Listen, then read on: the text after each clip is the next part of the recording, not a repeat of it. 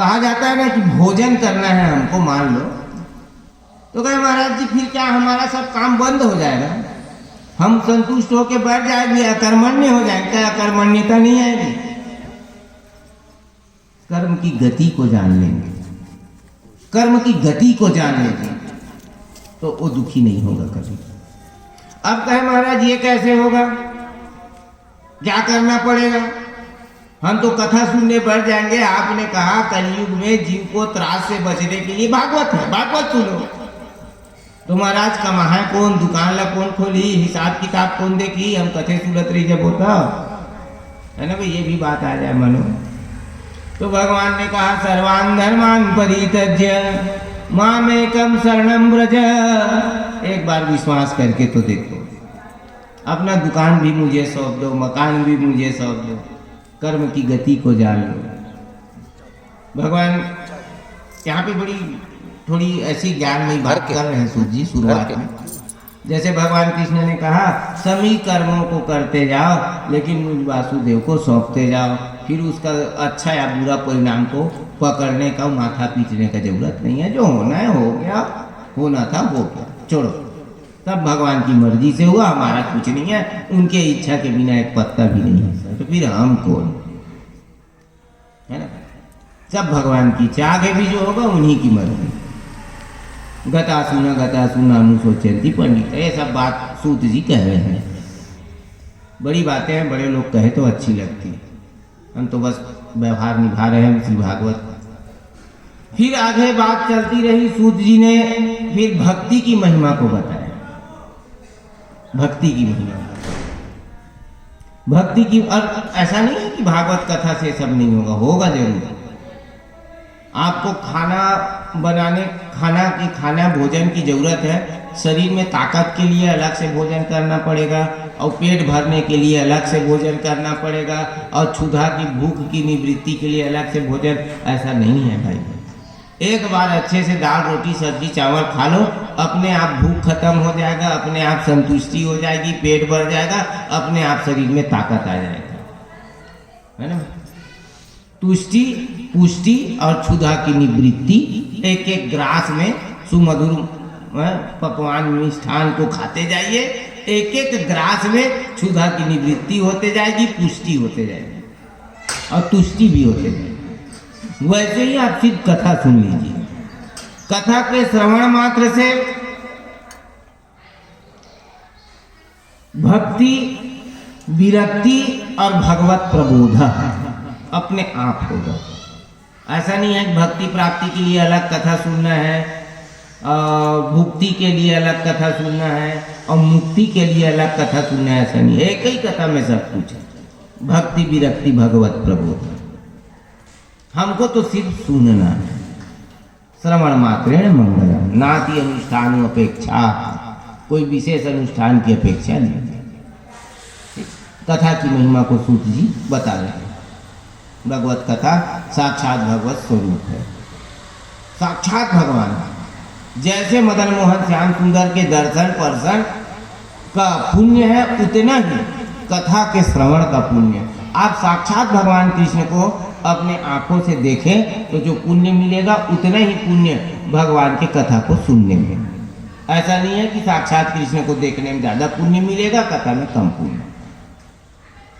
नाम रूप लीला और धाम भगवान का चार रूप बताया, चारों का एक ही अर्थ है, चारों का एक ही रूप है, चारों में एक ही पुण्य है, ना कम ना ज़्यादा, एक ही व्यवहार।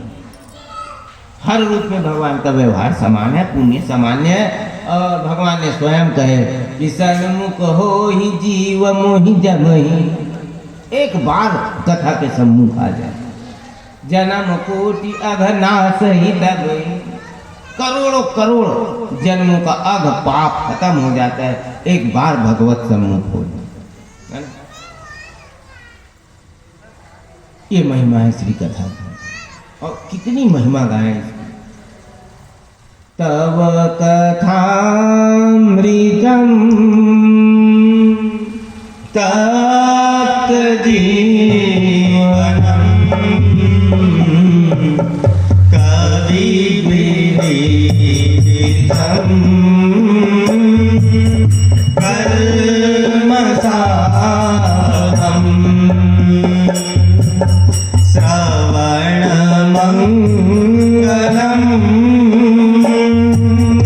श्रीमदाततं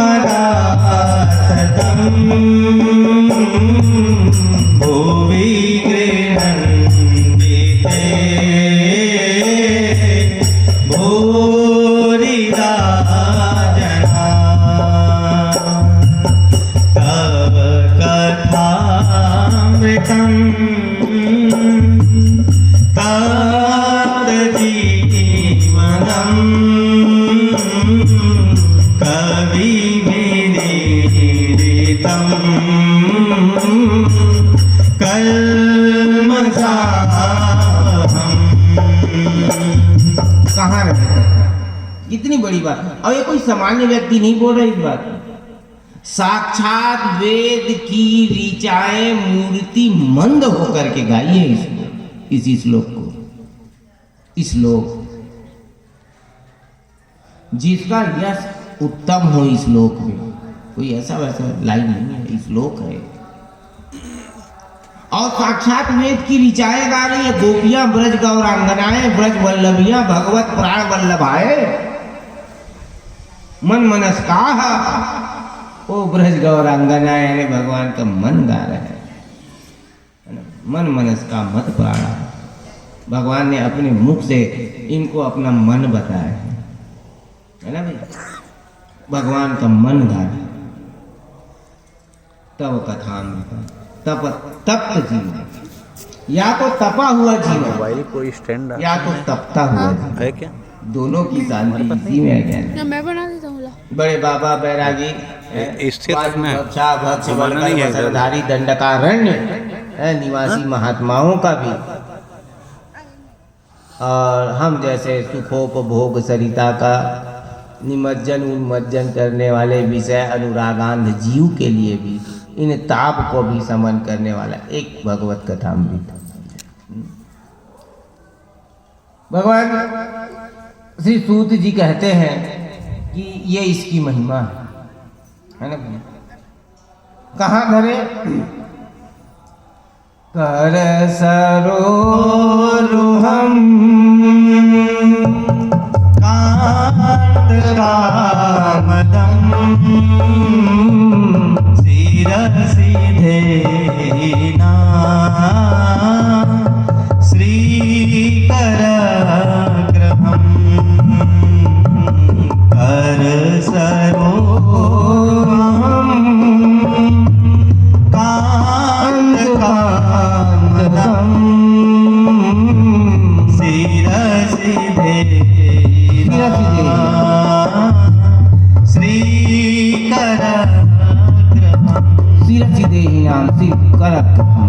हे भगवान अनुग्रह करके हमारे सिर में आ जाइए, चिंत में आ जाइए, मन में बुद्धि में। चिंतन का बड़ा विशेष महत्व भगवान भागवत जी ने कहा। चिंतन का विशेष महत्व बताया। चित्त जिस विषय का चिंतन करता है, मन उसी का अनुगमन करता है और बुद्धि उसी को पाने का प्रयास करती है और अहंकार स्वयं रक्षक बन जाता है। अब सोचिए जब भक्षक ही रक्षक बन जाए तो किस चीज का भय है? भक्ति मार्ग में साधना पंथ में अहंकार को सबसे बड़ा शत्रु माना गया है भाई भाई। यहाँ पे अहंकार जैसा भक्षक ही रक्षक बन जाता है। ये भागवत कथा की महिमा है। अहंकार ही हमारा सबसे बड़ा रक्षक बनेगा। कितना महिमा है इस कथा की। आइए, ये तो कथा की महिमा आप सब जानते हैं। व्यवहार पूरा हुआ। अब इसके बाद सूत जी भक्ति की महिमा को गाए। कथा की महिमा और भक्ति की महिमा। आइए भक्ति की महिमा पे भी संक्षेप में 2 मिनट चर्चा कर लेते हैं। भगवत भक्ति की इतनी महिमा है, कहते हैं भगवान स्वयं भक्ति के अधीन है। अब इससे ज़्यादा क्या इसकी महिमा हो सकती है, जहाँ भगवान ही स्वयं अधीन हो जाए भक्ति के। भगवान अधीन है, महाराज सर्व कर्म स्वतंत्र सार तंत्र के अधिनायक जहाँ अधीन है, उस सत्ता का नाम भक्ति है। कामी क्रोधी लोभी पाखंडी दुराचारी दुर्विचारी कुविचारी कोई भी हो, अगर भक्ति आ गई तो अपने आप भगवान वहीं मिलेंगे। ऐसा नहीं है कि कोई बहुत बड़ा योग, बहुत बड़ा तप, बहुत बड़ा जापक, बहुत बड़ा योगी के पास भगवान मिलेंगे। जितने लोग भगवान को पाए लोगों की अगर चर्चा करेंगे महाराज जी, तो उसमें योगी महात्मा लोग बहुत कम समय के लिए भगवान को पाए, और पूरे के पूरे अगर कोई भगवान को पाए हैं तो ये संसारी हम जैसे लोग ही पाए हैं। कहते हैं गुरुजनों की कृपा से भगवान मिलता है, वेद शास्त्र है और योग निषिध्यासन आदि से भगवान।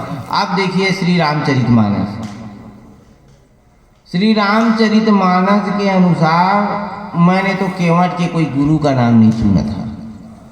केवट के पास कोई गुरु का नाम नहीं है। न केवट को तुलसीदास जी बताते हैं कि कोई ध्यान धारणा समाधि करने वाला है। न ध्यान, न धारणा, न समाधि, न मंत्र, न जप, न योग, न तप, न तो कोई व्रत रखता था, न एकादशी रहे, न ककादशी रहे, कोई व्रत नहीं, फिर भी भगवान को पा गए। और इतना भगवान को पाए जितना वशिष्ठ बाप जी भी भगवान को नहीं। वशिष्ठ बाप जी साक्षात राज राजेश्वर राघवेंद्र रामभद्र खड़े हैं, लेकिन जीवन में कभी राम के चरणों को नहीं छू पाए, नहीं छू पाए वो राम के चरण। और केवट उसको धो धो के पिए, अकेले नहीं पिए, बाल बच्चा परिवार कुल परिवार खानदान को पिला। अनपढ़ था, योगी नहीं था, निगुरा था, फिर भी इतनी कृपा। अब संतुष्टि भी ऐसी संतुष्टि महाराज, बड़े बड़े स्वराज सम्राट के अंदर भी इतनी संतुष्टि देखने की नहीं मिलती जितनी है केवट के अंदर। भगवान ने कहा मांग लो, मांग लो। कद को बड़े प्रधानमंत्री 10 साल हो गए, हर बात कही भगवान प्रकट होके मांग ले, कहीं भगवान ने 5 वर्षीय उदय देते। कितना बड़ा भी एक छत्र राज्य स्वराट सम्राट हो, भगवान कुछ न कुछ कमी रही, दूठा राज्य उबार लेती भगवान मोर देश में। लेकिन केवट कुछ नहीं है महाराज। भगवान ने कहा मांगो, अब कछुनाथ न चाहिए मोरे, अब कछुनाथ न चाहिए मोरे, दीन दयाल अनुग्रह तोरे, दीन दयाल अनुग्रह तोरे। बताइए महाराज, कहते हैं आत्म काम पूर्ण काम परमहंस अमलात्मा, बड़े बड़े जोगिंद्र मुनिंद्र अमलात्मा, आत्म काम पूर्ण काम परम निष्काम परमहंस संत जिस गति को पाता है, ये केवट नाव चला चला के पाया। क्या मिला था?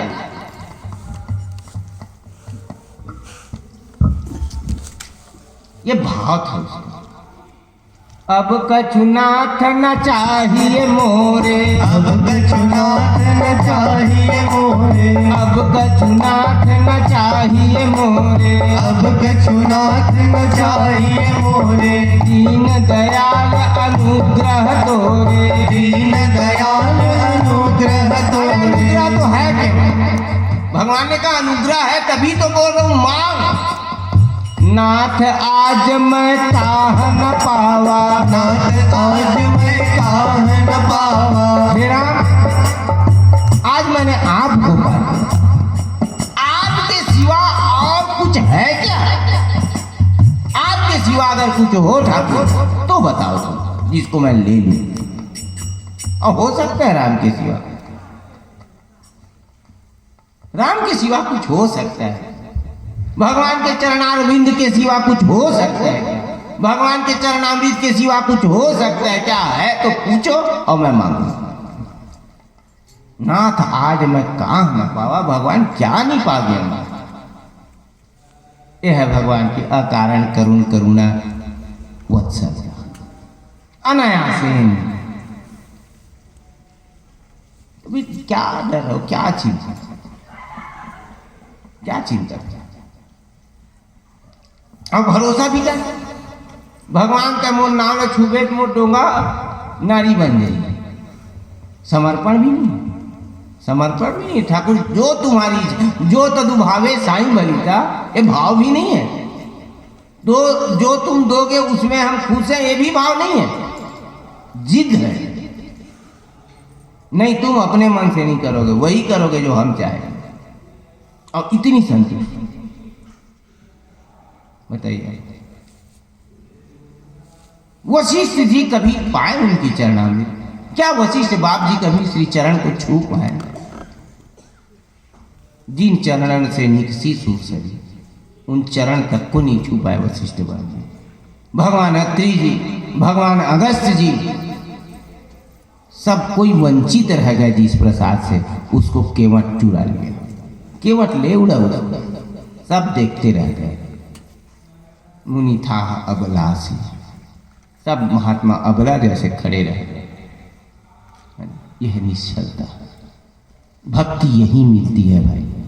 केवट के अंदर कुछ था तो केवल एक चीज था, न ज्ञान था, न विज्ञान था, न विवेक महान था। विवेक भी महान नहीं है, तो केवल निश्चलता है ना, केवल निश्चल है केवल।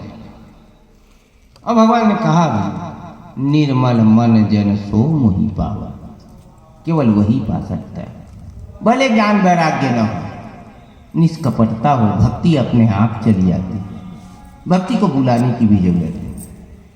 चलिए भक्ति के ऊपर एक और लाइन बोल लेते हैं। भक्ति महारानी भगवत प्राप्ति का एकमात्र साधन, दूसरा कोई साधन नहीं है। एक चीज मान के चलिए, बहुत ज्यादा व्रत रखने से भगवान कभी नहीं मिलेंगे, बहुत ज्यादा जप करने से भी भगवान नहीं मिलेंगे, बहुत ज्यादा पूजा पाठ करे से भी भगवान कभी नहीं मिलेंगे। एक चीज याद रखिएगा, बहुत पुण्य महात्मा भगवान को पा जाए, किसी भी पुण्य में इतनी क्षमता नहीं है कि भगवान को खींच सके, और किसी भी पाप में इतनी क्षमता नहीं है कि ठाकुर आना चाहे तो उसको रोक दे। न किसी पाप में क्षमता रोकने की, न किसी पुण्य में क्षमता खींचने की। क्षमता है तो सिर्फ भक्ति में। भक्ति ही भगवान को खींच सकती, दूसरा कोई उपाय ही नहीं। भक्ति महारानी मूर्ति मंद होकर के वैदेही जब लंका में बैठी ना, तो रावण जैसे पापी के लिए भी राघव दौड़ पड़े थे, क्योंकि भक्ति वहां बैठ गई थी। ये भक्ति की महिमा है। रावण जैसे पापी के लिए भगवान बिना निरावरण पद त्राण के समुद्र में भी पुल बांध के भगवान पहुंच गए थे उनके लिए, क्योंकि मेरी भक्ति आ है।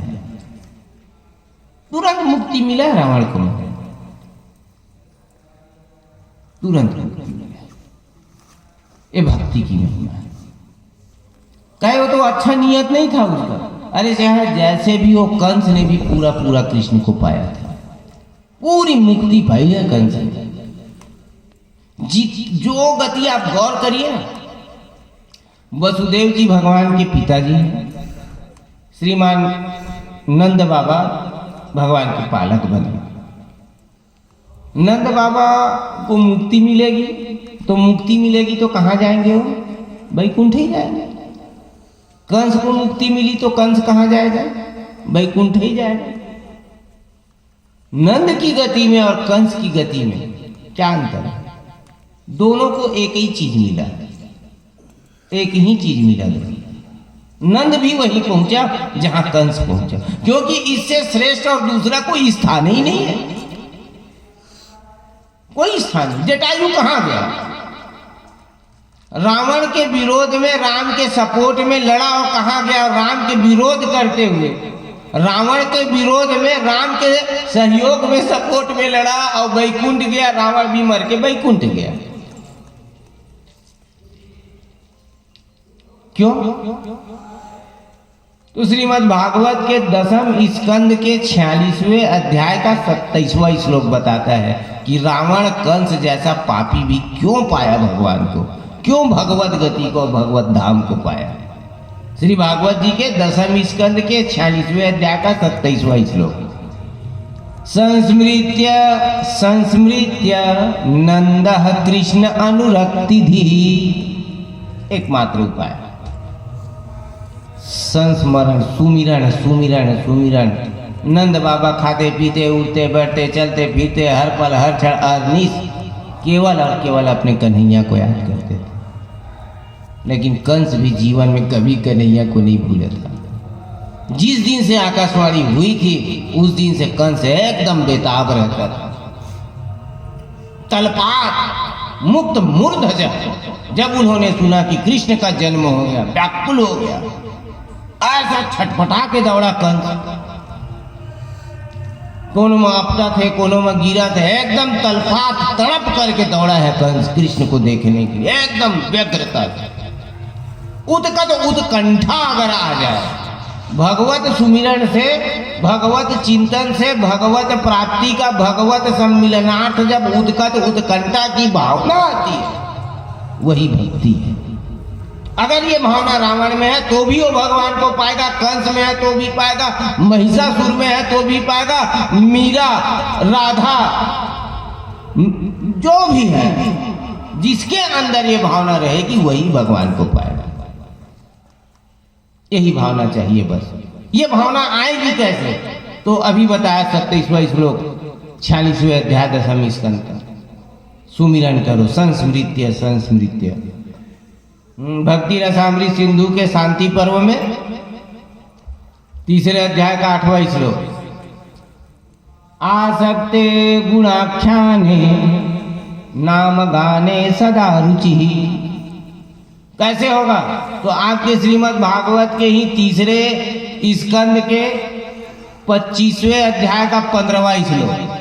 भगवान कपिल नारायण ने कहा, चेतः खलवस्य बंधनाय मुक्तये च मनोमतम्।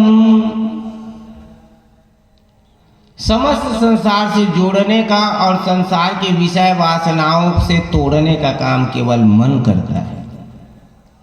समस्त संसारी क्रिया कर्म में लिप्त होते हुए भी जीव अगर मन से भगवत चिंतन करता रहे तो संसार के बीच में रहते हुए विषय अनुराग सरिता में निमज्जनावस्था में भी उन्मज्जन की स्थिति बने रहती है। डूबे भी रहोगे तो भी सबसे परे रहोगे।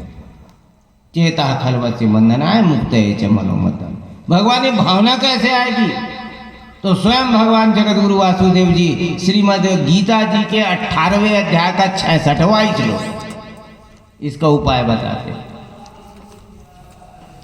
गीता जी के 18वें अध्याय के 66वां श्लोक भगवान ने कहा, सर्वान धर्मान परित्यज्य मामेकं शरणं व्रज। समर्पण, ये सब भक्ति प्राप्ति का साधन है। सुमिरन हो, सुमिरन कैसा हो? समर्पित भाव से हो। ब्रह्मांड पुराण में तो बड़ा वर्णन है भाई बहन, समर्पण का तो विशेष वर्णन। हमारे सदगुरुदेव भगवान जी भी यही इनकी सिद्धांत रहती है। भैया बैठे हैं, जानते हैं, बाबूजी का एक ही सिद्धांत रहता था, खाते पीते उड़ते बैठते चलते फिरते नहाते धोते हर पल हर क्षण जपते रहो जपते रहो जपते रहो। इसी का नाम सुमिरन है। जपते जपते समर्पण अपने आप हो जाएगा। गीता जी का सिद्धांत अपने आप जीवन में आएगा। बस मन को लगाना है। ये मन में ही भक्ति का वास है। और बिना भक्ति का भाई बहन, भक्ति किसको कहते हैं? अगर पूछ दिया जाए हमसे कि भक्ति का डेफिनेशन दो, भक्ति की परिभाषा बताओ, भक्ति किसको कहते हैं? कहते हैं भगवान से प्रेम है। वो तो बहुत दूर की बात है। भाई से भाई का प्रेम नहीं दिखता, भगवान से क्या प्रेम कर पाएंगे? पति पत्नी के प्रेम में बहुत सारी दिक्कतें आ जाती है, भगवान से क्या प्रेम कर पाएंगे? और अगर हम कहते नहीं महाराज हम करते हैं, तो कभी अपने प्रेम को जानने की कोशिश करना कि वास्तव में जो हम कर रहे हैं उसी को प्रेम कहते हैं। महाराज 2 खूंटा गड़ा है, उसमें 2 बैला बंधा है। एक समय देखबे तो एक बैला दूसरा निकाल के चाटा थे, दूसरा समय में देखबे सिंग लड़ा के लड़ा था। इसका प्रेम नहीं है। जी हाँ, प्रेम रीते तीहे झगड़ा होते, गलत बात है, ऐसा होता ही नहीं। राधा कृष्ण तो कभी नहीं लड़े। भाई भाई में इतना अगाध प्रेम था राम और भरत का, हम तो कभी नहीं सुने कि राम भरत में लड़ाई हुई। तो कई जन कहते ना जी हैं जात के प्रेम वहाँ उठ के झगड़ा, तो राम भरत में कभी नहीं झगड़ा सुने। न तुलसी लिखी क्या राम और जानकी के बीच प्रेम नहीं रहा होगा? तत्व प्रेम मम अरु तोरा, वहाँ पे भी झंझट नहीं है ना। तो वास्तव में प्रेम कहते किसको है? होता कैसा है प्रेम? कौन बता सकता है इस बड़ी बात को? कोई व्यक्ति तो नहीं बता सकता। ये बात को स्वयं प्रेम के देवता भगवान श्री कृष्ण बताते हैं। कहते हैं राधा भाव से भावित होकर भगवान मदन मोहन श्याम सुंदर स्वयं चैतन्य महाप्रभु गौरांग महाप्रभु के रूप में अवतार लिए। चैतन्य चंद्रोदय नामक ग्रंथ में स्वयं भगवान चैतन्य महाप्रभु ने गौरांग महाप्रभु ने प्रेम की परिभाषा दी है।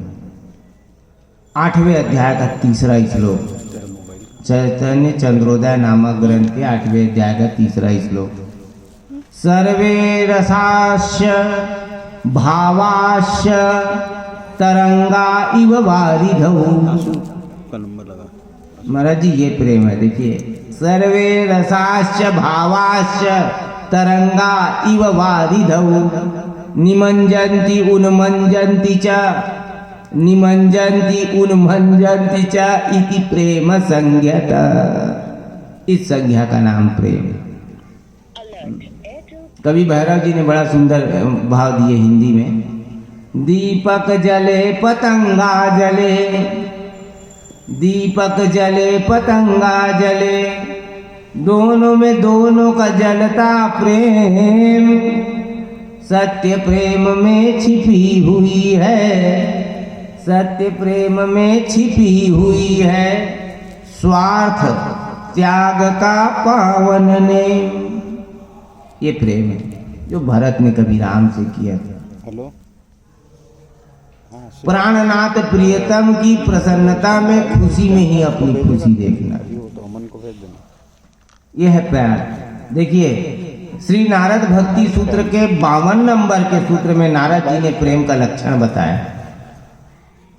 हाँ, हमको अगर लगता है कि हम प्रेम करते हैं तो ये सूत्र में एक कसौटी है नारद जी ने दिया है, उसमें अपने प्रेम को कस के देखना कि वास्तव में हमको प्यार है कि नहीं। तेरे कमरे में नारद जी ने कहा, कामना रहितम गुण रहितम क्षण प्रति क्षण वर्धनम। मैं 3 ही चीज का बात करूंगा, समय कम है, कथा बहुत करनी है। 3 ही चीज की बात कर लेते हैं। ये है नारद भक्ति सूत्र के 52 नंबर का जो सूत्र है भक्ति सूत्र से, उसमें इस बात कर रहा हूँ। आधे श्लोक पे बोल रहा हूँ, कामना रहितम प्रेम का पहला लक्षण, कोई कामना ना हो। प्राणनाथ प्रियतम को प्रयाण के द्वारा कोई कामना ही ना हो, कोई इच्छा ना हो, बिना इच्छा का हो प्रेम। अगर हमको लगता है कि हमारा प्रयाण जो है, प्रयाण यानी जिससे हम प्रेम करते हैं, प्रेमास्पद देह, जिससे हम प्रेम करते हैं वो हमारे लिए कुछ करता है तो ठीक, नहीं करता है तो ठीक, हमको डांटता है, गाली देता है, मारता है, दुख देता है, तो भी प्यार करेंगे। ये भाव होना चाहिए, बिना कामना की, बिना इच्छा के। हम अलग अच्छा बोली तभी प्रेम हुआ नहीं। अब देखिए, मान लो चाहे पत्नी जी कहे पति जी से प्यार करती हूँ, और पति जी खाओ करत रहे 24 घंटा, उसके बाद भी खुश रहो। कि पत्नी खूब चिड़चिड़ाए और पति कहे मैं प्रेम करता हूँ, तो फिर चुप रहो, दिक्कत नहीं होनी चाहिए। अगर दिक्कत हो रही है इन द सेंस प्यार नहीं है, मैं नहीं, नारद जी के अनुसार, नारद जी ने कहा, मैं नहीं कह रहा।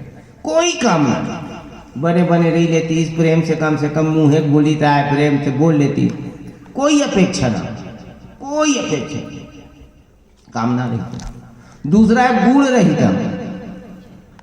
प्राणनाथ प्रीतम परम प्रयाण में गुण और दोष देखने का अवकाश ही ना, कोई अवकाश ना हो, देखने ही नहीं है। आदमी अच्छा आदमी है, खराब आदमी है, मीठ बोलते हैं कि करू बोलते, कि आदमी अच्छा गीत गाता है कि नहीं गाता है, आदमी अच्छा से रहता है कि नहीं रहता है, कोई गुण अवगुण देखना ही नहीं है।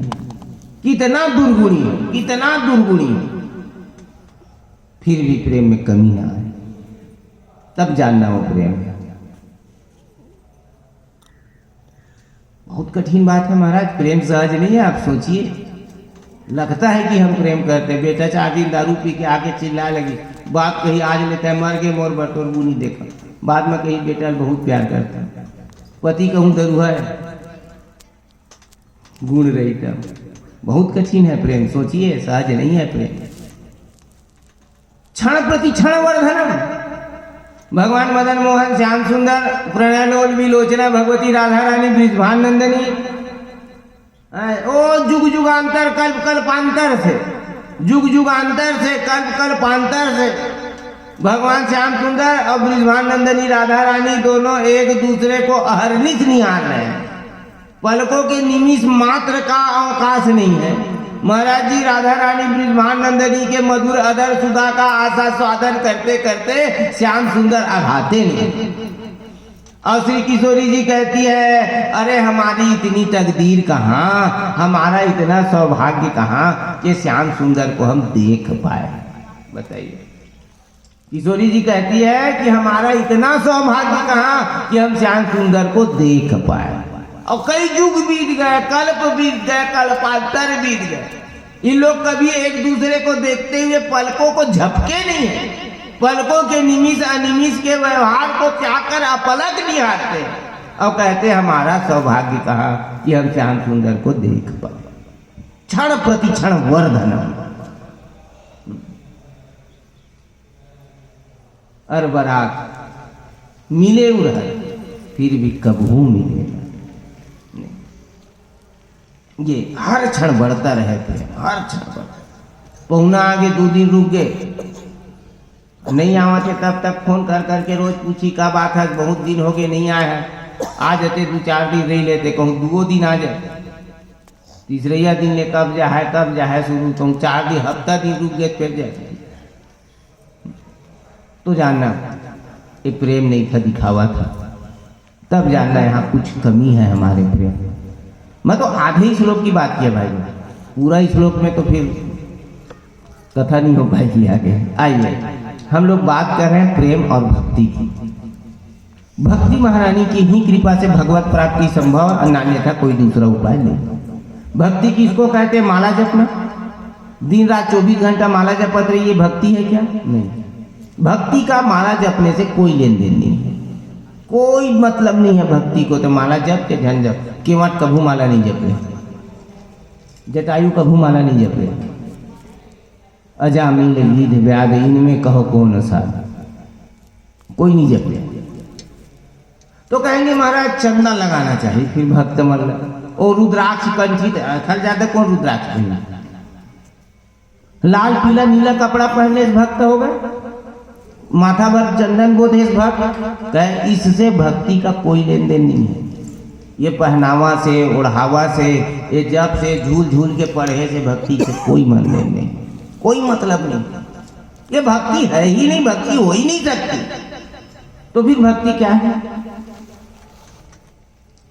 भगवान धर्म सम्राट जगद्गुरु परम गुरु साक्षात शिव स्वरूप भगवान धर्म सम्राट जी ने भक्ति सुधा नामक ग्रंथ में लिखे भक्ति किसको कहते हैं।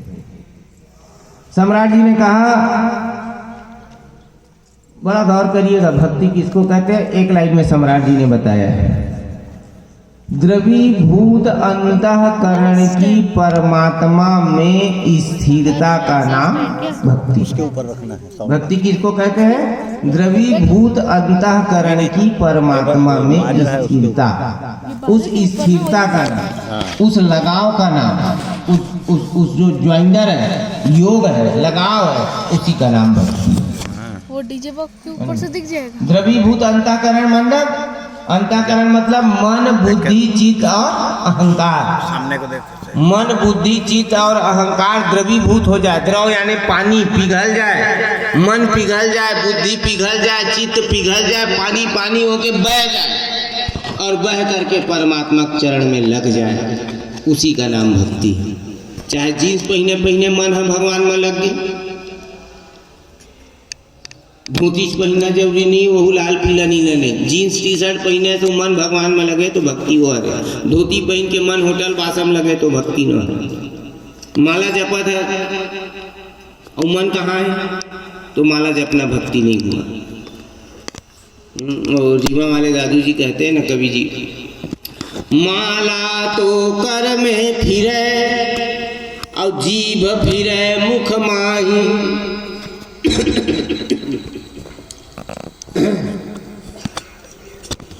मनवा तो चहु दिशा फिरे, दादू यह तो सुमिरन नाई। इसको सुमिरन नहीं कहते। मन बुद्धि चित्त अहंकार द्रवीभूत होकर के परमात्मा में लगा रहे, चाहे जिस भी देश में हो, जिस भी भेष में हो, जिस भी परिवेश में हो, वही भक्ति है। ब्राह्मण ही भगवान को पाएंगे, ब्राह्मण की ही भक्ति सार्थक होगी, ऐसी बात नहीं। सबसे अच्छा शरीर किसका है? ब्राह्मण का, ठाकुर का, सोनी जी के, यादव जी के, काकर शरीर सबसे अच्छा। गोस्वामी तुलसीदास जी ने कहा, सोई सुंदर सोई सौभाग शरीरा, सोई सुंदर सोई सौभाग शरीरा, जेहि तन पाय भजनि रघुवीरा, जेहि तन पाय भजनि रघुवीरा। वही शरीर सबसे सुंदर है भाई। करिया गोरिया मोटा दुबर पातनी, तुलसी जी की नजर में वही शरीर सबसे सुंदर है जिस शरीर से भगवान का भजन होता है। ना लिखा बहुत लोग हैं,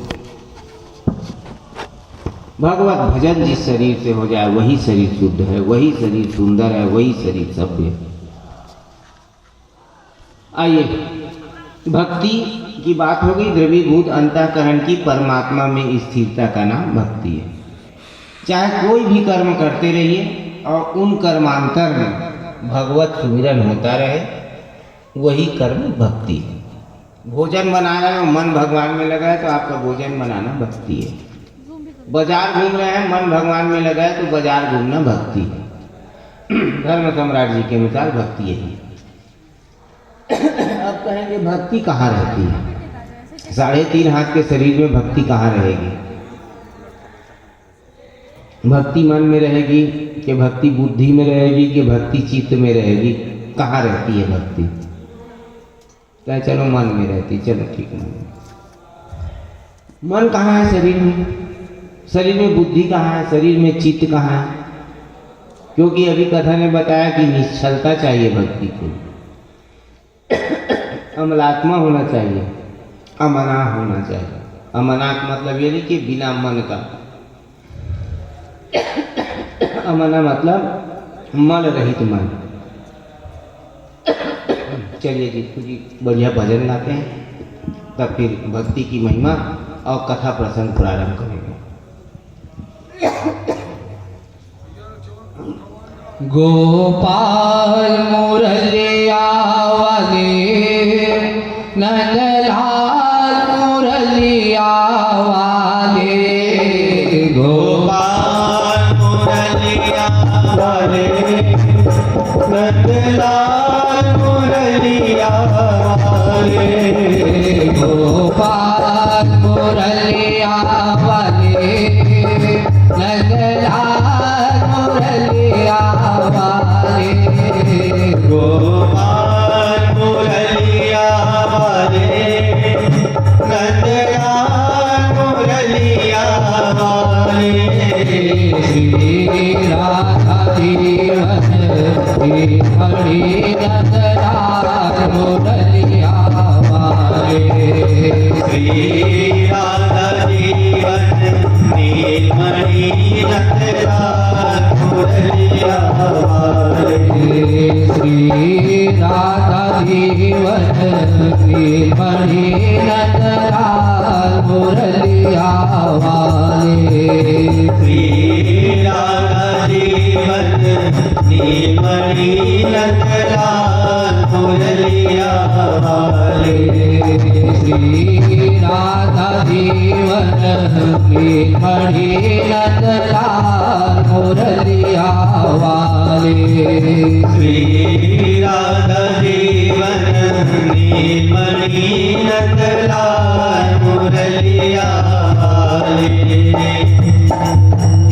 कन्हैया को एक रोज रोके पुकारा, कन्हैया को एक रोज रोके पुकारा, कहा उनसे जैसा हूँ अब हूँ तुम्हारा, कहा उनसे जैसा हूँ अब हूँ तुम्हारा,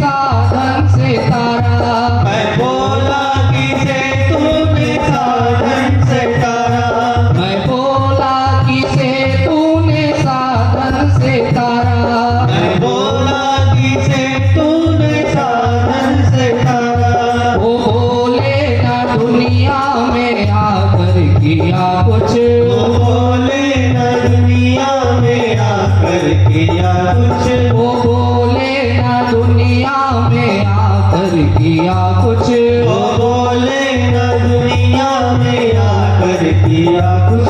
मैं बोला कि अब भेजना मत दोबारा, मैं बोला कि अब भेजना मत दोबारा, मैं बोला कि अब भेजना मत दोबारा, मैं बोला कि अब भेजना मत दोबारा।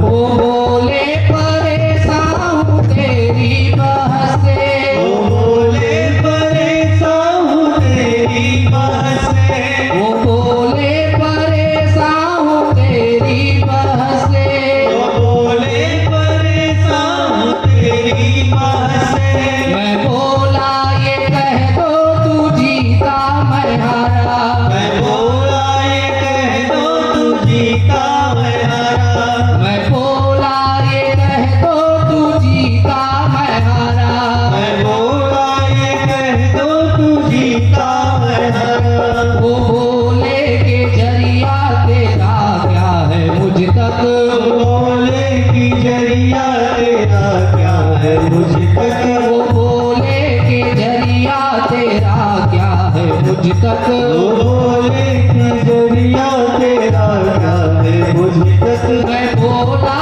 के दिग्विजयों का है सहारा, मैं बोला कि दिग्विजयों का है सहारा, मैं बोला के दिग्विजयों का है सहारा, मैं बोला कि दिग्विजयों का है सहारा। गोपाल मुरलिया वाले, नंदलाल मुरलिया वाले, गोपाल मुरलिया वाले, नंदलाल मुरलिया वाले, श्री राधा की खड़ी नंदलाल मुरलिया वाले, श्री राधा जीवन की बड़ी नंदलाल मुरलिया वाले, श्री राधा जीवन की खड़ी नंदलाल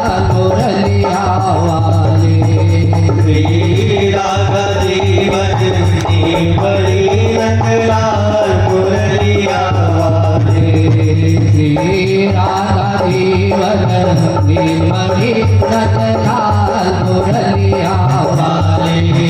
श्री राधा जीवन निर्मली नंदलाल मुरलिया वाले, श्री राधा जीवन निर्मली नंदलाल मुरलिया वाले, श्री राधा जीवन निर्मली नंदलाल मुरलिया वाले, श्री राधा जीवन निर्मली नंदलाल मुरलिया वाले, श्री राधा जीवन निर्मली नंदलाल मुरलिया बोले वृंदावन बिहारी लाल की जय, श्री गुरुदेव भगवान की जय। बोले श्रीमद् भागवत महापुराण की जय। तो मन संयम, संयमित मन में ही भक्ति का वास है। वेदों के अनुसार हमारा मन सभूमिगुम तिष्ठ 10 अंगुलों पर ही। मन का रूप क्या है, मन का रंग क्या है, मन का आकार प्रकार क्या है, मन का दिखता कैसे है, मन का वजन क्या होगा हमारे शरीर में, हमारे मन का क्या वजन है, हमारे मन का रंग क्या है, हमारा मन का आकार प्रकार कैसे होगा, त्रिभुजाकार होगा, वर्गाकार होगा, लंबा होगा, कैसे होगा आखिर ये, जहाँ भक्ति रहती, जो भगवत प्राप्ति का साधन। तो वेद के अनुसार सभूमि गुण तिष्ठ 10 अंगुलों पर। गुण यानी पृथ्वी मणिपूरक चक्र, मणिपूरक चक्र से ठीक 10 अंगुल के ऊपर अनाहत चक्र है। उसी अनाहत चक्र में खोड़स दली अनाहत चक्र में तिष्ठ मन जो है रुका हुआ। मणिपूरक चक्र यानी नाभि, जो हमारा नाभि है ना, वहाँ से हर आदमी के ठीक 10 अंगुल, अपन अंगुल मैंने नहीं तकरों ज़्यादा कम हो जाए, अपने अंगुल में नाभि से ठीक 10 अंगुल नापेंगे। सब भूमिगुण तिष्ठ माने रुका हुआ 10 अंगुलों पर ही, नाभि से मणिपूरक चक्र से ठीक 10 अंगुल ऊपर में खोड़स दली अनाहत चक्र बोलते हैं, वहाँ पे मन रुका हुआ, रुका है, बैठा है, यहाँ पे मन रहे। मन दिखता कैसा है, मन का आकार प्रकार क्या है, आप सब जानते हैं, ध्यान देंगे आप सब। रुद्राभिषेक जरूर किए होंगे कभी कभी। जब भी रुद्राभिषेक करने बैठो ना, तो रुद्राष्टाध्याय के सबसे पहले अध्याय में खाली मन ही का परिचय है। पहले अध्याय को आप पढ़ के देखना, रुद्राष्टाध्याय को खाली मन बुद्धि के बारे में ही बताया शुरू से आखिरी तक। पहले अध्याय जब जागृत हो ही दूर मुदयती, महाराज जी लोग हमेशा संकल्प सिद्धि के लिए इसी ऋचा को पढ़ते हैं। कैसा है मन, मनः ज्योति ज्योतिरेकम मनः शिव संकल्प मस्तु। शुक्ल यजुर्वेद ने बताया मन का आकार कैसा है, ज्योति के रूप में। लवणिका जो होता है लव, दीपक का लव बिल्कुल उस लव के आकार का होता है। महत तत्व का लव है, अग्नि का लव नहीं है, आगे के लव नहीं, महत तत्व का लव है। और वो ज्योति स्वरूप है, जैसे ज्योति होता है बिल्कुल वैसे ही मन दिखता है। कई बार टीवी भी देखूँ, पिक्चर में धार्मिक सीरियल में दिखाते और राक्षस मरा था, हमें ज्योति भरत निकला भगवान में समा गया, है ना। वो लव जो है, प्रकाश जो है, मन है। मन ज्योति ज्योति रेखा मनः शिव संकल्प मस्तु। कहाँ से बनता है वो मन, किस चीज का बना है वो, तो कहे वो कोई चीज का, कोई तत्व का नहीं, वो शिव की इच्छा से, शिव के संकल्प से बनता है। शिव संकल्प मस्तु, शिव की इच्छा मात्र से मन बना, या शिव ही मन बने। कहते ना कि जीव शिव नहीं है, वही शिव है। तो ये ज्योति स्वरूप है। अब एक रंग का है, कहे 3 रंग का होता है, इसका रंग बदलाते रहता है, आकार प्रकार भी बदलाते रहते हैं। आकार तो ज्योति स्वरूप ही छोटे बड़े होते रहते, जैसे दीपक के लव देखो, अंधड़ चल गए, आंधी चल गए, हल्का धुआं उठ गए हवा में, दीपक के लव पर फड़ाए लगते, धुआं हो जाते। कभी लाल रंग के होते, बड़े होते तो वही ज्योति लाल रंग के दिखे लगे, छोटे स्थिर जलत रही बढ़िया पीला रंग के दिखे। कबू कबू एकदम धूमिल हो जाते, धुआं फटफटाए लगते। कब होता है, तो कहे गुणों के संयोग से मन का प्रभाव, गुणों के योग से मन का जो भाव है वो बदलाता है। जैसे रजोगुण से जब हम युक्त होते हैं, काम क्रोध आदि की अवस्था में, जब आदमी को क्रोध आ जाए, काम आदि सताए, तो उस समय मन जो है लव बड़ा हो जाता है, लाल रंग का हो जाता है, रजोगुणी हो जाता है। जब मन तमोगुणी हो जाता है तो वही धूमिल हो जाता है, धुआं। आदमी जब डिप्रेशन में चला जाता है, हताश निराश परेशान होता है। और जब मन शांत रहता है, सतोगुण के प्रभाव से जब अपने से बड़ों के साथ बैठ के बात करते हैं शांति से, माता पिता का जब देखना, कभी भी माता पिता के सामने बैठ जाओ शांत चित्त होकर, कभी पूजा करने को बैठ जाओ, मन अपने आप शांत होने लगता है, तो मन स्थिर हो जाता है, पीले रंग का स्थिर ज्योत की तरह जलते रहता है। सतोगुण के प्रभाव से मन हो जाता है ना। बुद्धि आज्ञा पूरक चक्र में बुद्धि का वास है। आज्ञा पूरा चक्र द्विदली होता है, इसीलिए जब भी बुद्धि की बेत आदमी दोनों ढहल छूटे। द्विदली चक्र, भ्रू मध्य द्विदली चक्र। चित्त कहाँ है, कहे सहस्त्रागार चक्र में। ये जो हम लोग सीखा रखते हैं ना, वही चित्त का स्थान है। चित्त रूपणी महामाया दिव्य तेज समन्विते तिष्ठ देवी शिखा मध्य तेजो वृद्धि पुरुष। ये शिखा के मध्य चित्त है, और यही मणिपूरक चक्र में अहंकार है। और जब तक नाभि, भ्रूमध्य माने अनाहत चक्र, मणिपूरक चक्र, आज्ञापूरक चक्र और सहस्त्रागार चक्र, चारों चक्र या चारों अंतःकरण परमात्मा में नहीं लगा है, तब तक उसको आप भक्ति बोलेंगे तो दोष है उसमें, वो भक्ति हो ही नहीं सकता। ये भक्ति की महिमा बताए। भक्ति का प्राप्ति का उपाय क्या है? तो कहे भक्ति प्राप्ति का उपाय है भगवत सुमिरन। ये जप करना, ये पाठ करना, पूजा करना, ये क्या है?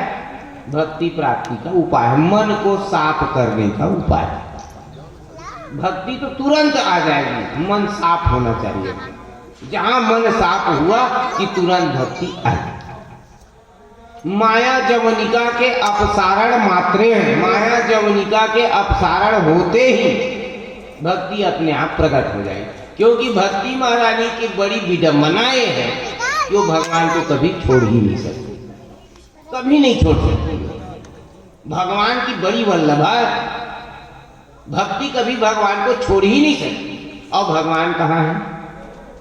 यह तन वृंदावन प्रगट अचल बुद्धि गिरिराज, श्वास प्रवास श्री राधिका और आत्मा श्री ब्रजराज। ये जीवात्मा ही साक्षात परमात्मा। और सूत्र है कि भक्ति कभी भगवान को छोड़ ही नहीं सकती, तो भक्ति वहीं रहेगी जहां भगवान है। तो ये भक्ति मन में क्यों नहीं स्थिर हो रही है? तो कहे मन जिस दिन पवित्रता को पाएगा, मन जिस दिन अमलाह हो जाएगा, उस दिन भक्ति अपने आप परिलक्षित होने लगेगी। केवल जवनिका का अपसारण होने का देर है। मान लो जाए जवनिका कहते हैं पर्दा, पर्दा हमने यहाँ पर्दा लगा दिया, मान लो यहाँ हम पर्दा लगा दिए, पर्दा लगा है मोटा कपड़े का, 4-5 तो पर्दा लगे, एक के ऊपर एक काम के, एक क्रोध के, लोभ के, मोह के, माया के, और भीतरी में ज्ञान महाराज बैठे। अब मैं ले चिल्ला हाँ कि ज्ञान महाराज यही हैं, ज्ञान महाराज यही है, तय कि महाराज हरा नीला पीला लाल गुलाबी पर्दे पर्दा, अतः कि ज्ञान बैठे, कहाँ सबूत है ज्ञान बैठे, वो देखा। अरे भैया जब तक पर्दल हटावे नहीं गान कहाँ लिखी। तो ये माया जो जवनिका है, पर्दा है, जब उसका अपसारण होगा भक्ति तो वहीं बैठी है। भक्ति बाहर नहीं है, न भगवान बाहर, बस जवनिका के पर्दा का अपसारण हटाने की दे। जो पहुंचे हुए संत लोग हैं सब कोई भगवान को यही पाते। कस्तूरी मृग कुंडली बस, मृग ढूंढे बन माही, ऐसे घटी घटी राम है दुनिया देखे नाही। घर में गृह नष्टम वस्तु वनम खोजिए। घर में कोई मान लो जाए घर में एक सुई गुम जाए, बेडरूम के अंदर एक सुई है, सूजी गंवा गए। अब निकल के जाके मेन रोड में खोजबे, चौक में का खो जाता है भैया? कहते सूजी खो जाता है। कहाँ गिरे रही जी? घर के बेडरूम में। तो ये चौक में काबर खो जाता है? तो वो पारंधियार है, पारंजोर है, जल्दी मिल जाएगा। जो वस्तु जहां खोई है, जहां रखी वही न मिलेगी। शास्त्र ने कहा, वेद ने कहा, पुराण ने कहा, गुरुजनों ने कहा, भक्ति हमारे अंदर है, भगवान हमारे अंदर है। लेकिन वाह रे जी, जब खोजी तब आन लो भक्ति, जब खोजी तब आन जगह। यहाँ जाबो तो हाथी मिली, वहाँ जाबो तो घोड़ा मिली। अरे भगवान भक्ति तो अपने ही अंदर है हमारे, बाहर कोई लेन देन नहीं। ये भक्ति की महिमा को सूत जी ने पूरा किया। आइए फिर आगे कथा की ओर तीसरे क्रम में पहुंचते हैं। पहले क्रम में भगवान ने क्या कहा? सूत जी ने कथा की महिमा को गाया, फिर उन्होंने भक्ति का परिचय देकर भक्ति की महिमा गाया। अब इन्होंने भगवान के नाम की महिमा को गाया, यश की कीर्तन की महिमा को गाते हुए उन्होंने एक छोटी सी कथा बताई। शौनक आदि ऋषियों को बताते हुए भगवान कहते हैं कि ऐसी महिमा है यश की, भगवान के गुणगान की महिमा, कि उसके बिना कितना ज्ञान विज्ञान योगी महात्मा हो, जब तक भगवत कथा नहीं करेंगे, जब तक भगवत गुणानुवाद नहीं करेंगे, उस जीव को कभी शांति मिल ही नहीं सकती। चाहे कतको बड़ कलेक्टर रहे, इंजीनियर रहे, डॉक्टर रहे, वैद्य रहे, कि कतको बड़े ज्ञान विज्ञान संपन्न महात्मा रहे, जब तक भगवत कथा नहीं होगी तब तक मन को शांति मिल ही नहीं सकती। कहे महाराज कैसे? तो उन्होंने कहा परम मेधा अवतार भगवान वेदव्यास जी, एक दिन की बात है, भगवान वेदव्यास जी सरस्वती नदी के तट में बैठे हैं और खिन्न मनसाह, मन बहुत खिन्न है। व्यास जी एकदम असंतुष्ट है अपने जीवन से। उसी समय नारद जी का आगमन हुआ। व्यास जी ने नारद जी को देखकर प्रणाम शिष्टाचार किए। नारद जी ने कहा कि हे व्यास जी, आप बड़े उदास दिखते हो, बड़े असंतोष लगते हो, क्या बात है? व्यास जी ने कहा, हाँ नारद जी, मैं जीवन में वेद को छिन्न भिन्न कर सतकोटि प्रविष्टर, थोड़ा बहुत भी नहीं लिखे, 1 करोड़ श्लोक में तो राम कथा का है, 1 करोड़ श्लोक में राम कथा कहा गया, सतकोटि प्रविष्टर, और कोई छोटा मोटा महिमा भी नहीं है। 100 करोड़ श्लोक में एक अक्षरम पुंसम महापातक नाशनम, महान से महान अग पाप जो है एक एक अक्षर में खत्म होता है। 100 करोड़ श्लोक का रामायण तो खाली लिखा गया। रामायण सतकोटि प्रविष्टर, एक एक अक्षरम पुंसम महापातक नाशनम, ध्यात्वा निरोध फल चामम रामम राजीवलोचनम। राम कथा नादम शृणु नाम कथा नादम को नयांति परामुदति। व्यास जी, नारद ने कहा, आप तो बड़े वेदज्ञ हैं महाराज, साक्षात भगवान की मेधा शक्ति है, बड़े बड़े रचना को आपने किया है। कहे, हाँ नारद, मैंने सब किया है, लेकिन मेरा मन शांत नहीं हुआ है। अभी भी लगता है कि मेरे जीवन में बहुत बड़ी कमी है। मैंने अपने जीवन को, अपने अवतार को पूरा नहीं कर पाया नारद, और मैं जानता भी नहीं ये अज्ञात भय क्या है, ये अज्ञात शोक क्यों। आप तो, तुम त्रिकालज्ञ मुनिनाथ, आप तो सब कुछ जानने वाले हो नारद जी, आप तो के ऊपर तो भगवान की बड़ी कृपा है। आप जो है सो साक्षात भगवत मनोमय विग्रह हो। देखिए, इधर मेधा शक्ति है, उधर मन है। कौन कौन चर्चा कर रहे हैं? ऐसे देखेंगे मूर्ति के रूप में तो व्यास जी और नारद जी चर्चा कर रहे हैं, मूर्ति रूप में। तत्व रूप में देखेंगे तो मेधा, स्मृति, याददाश्त अपने मन से बात कर रहे हैं। चित्त शक्ति अपने मनो शक्ति से बात, माने एक आदमी अपना मनन कर रहा है, चित्त और मन को मिला करके मंथन कर रहा है, आखिर मेरे जीवन में ऐसी क्या कमी हो गई है ना भाई। तो मेधा शक्ति ने कहा, मैं संतुष्ट हूँ, कारण समझ में नहीं आता, बड़ा शोक संतप्त हूँ। नारद जी ने कहा, कहते ना भगवान के मन है, नारद जी ने कहा कि भाई तो चित्त तो बहुत रमे है ज्ञान विज्ञान, बुद्धि बड़ा कर्मकांड में लगे है, लेकिन मैं मन जब तक नहीं रमूंगा तब तक शांति कहाँ से मिलेगी। और नारद कहाँ रमते हैं? केवल भगवान के यशगान में ही नारद रमते हैं। मन का रमण तो वही होता है, सद्यो भगवान हृदय में आकर तो स्थित होते हैं ना। चित्त में, बुद्धि में, अहंकार में भगवान स्थित नहीं है, मन में ही भगवान स्थित है। तो क्या यहाँ भगवत विहार होना चाहिए। भगवत कथा जब तक नहीं होगी ना व्यास जी, आपको शांति नहीं मिलेगी।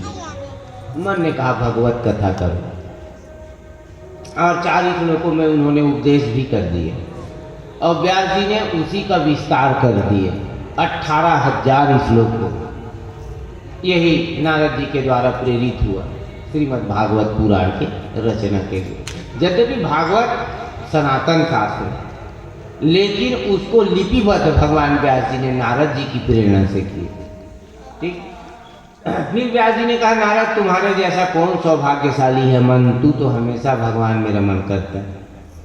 तो नारद ने कहा, ऐसी नहीं मिल गया है मुझे भगवान, बहुत रगड़ा खाया हूँ, तब कहीं जाके भगवान का नाम गाने सदा रुचि, आख्या से गुणाख्यान, भगवान की कथा में आसक्ति हो गई, भगवान की कथा में आसक्ति हो गई, और आख्यान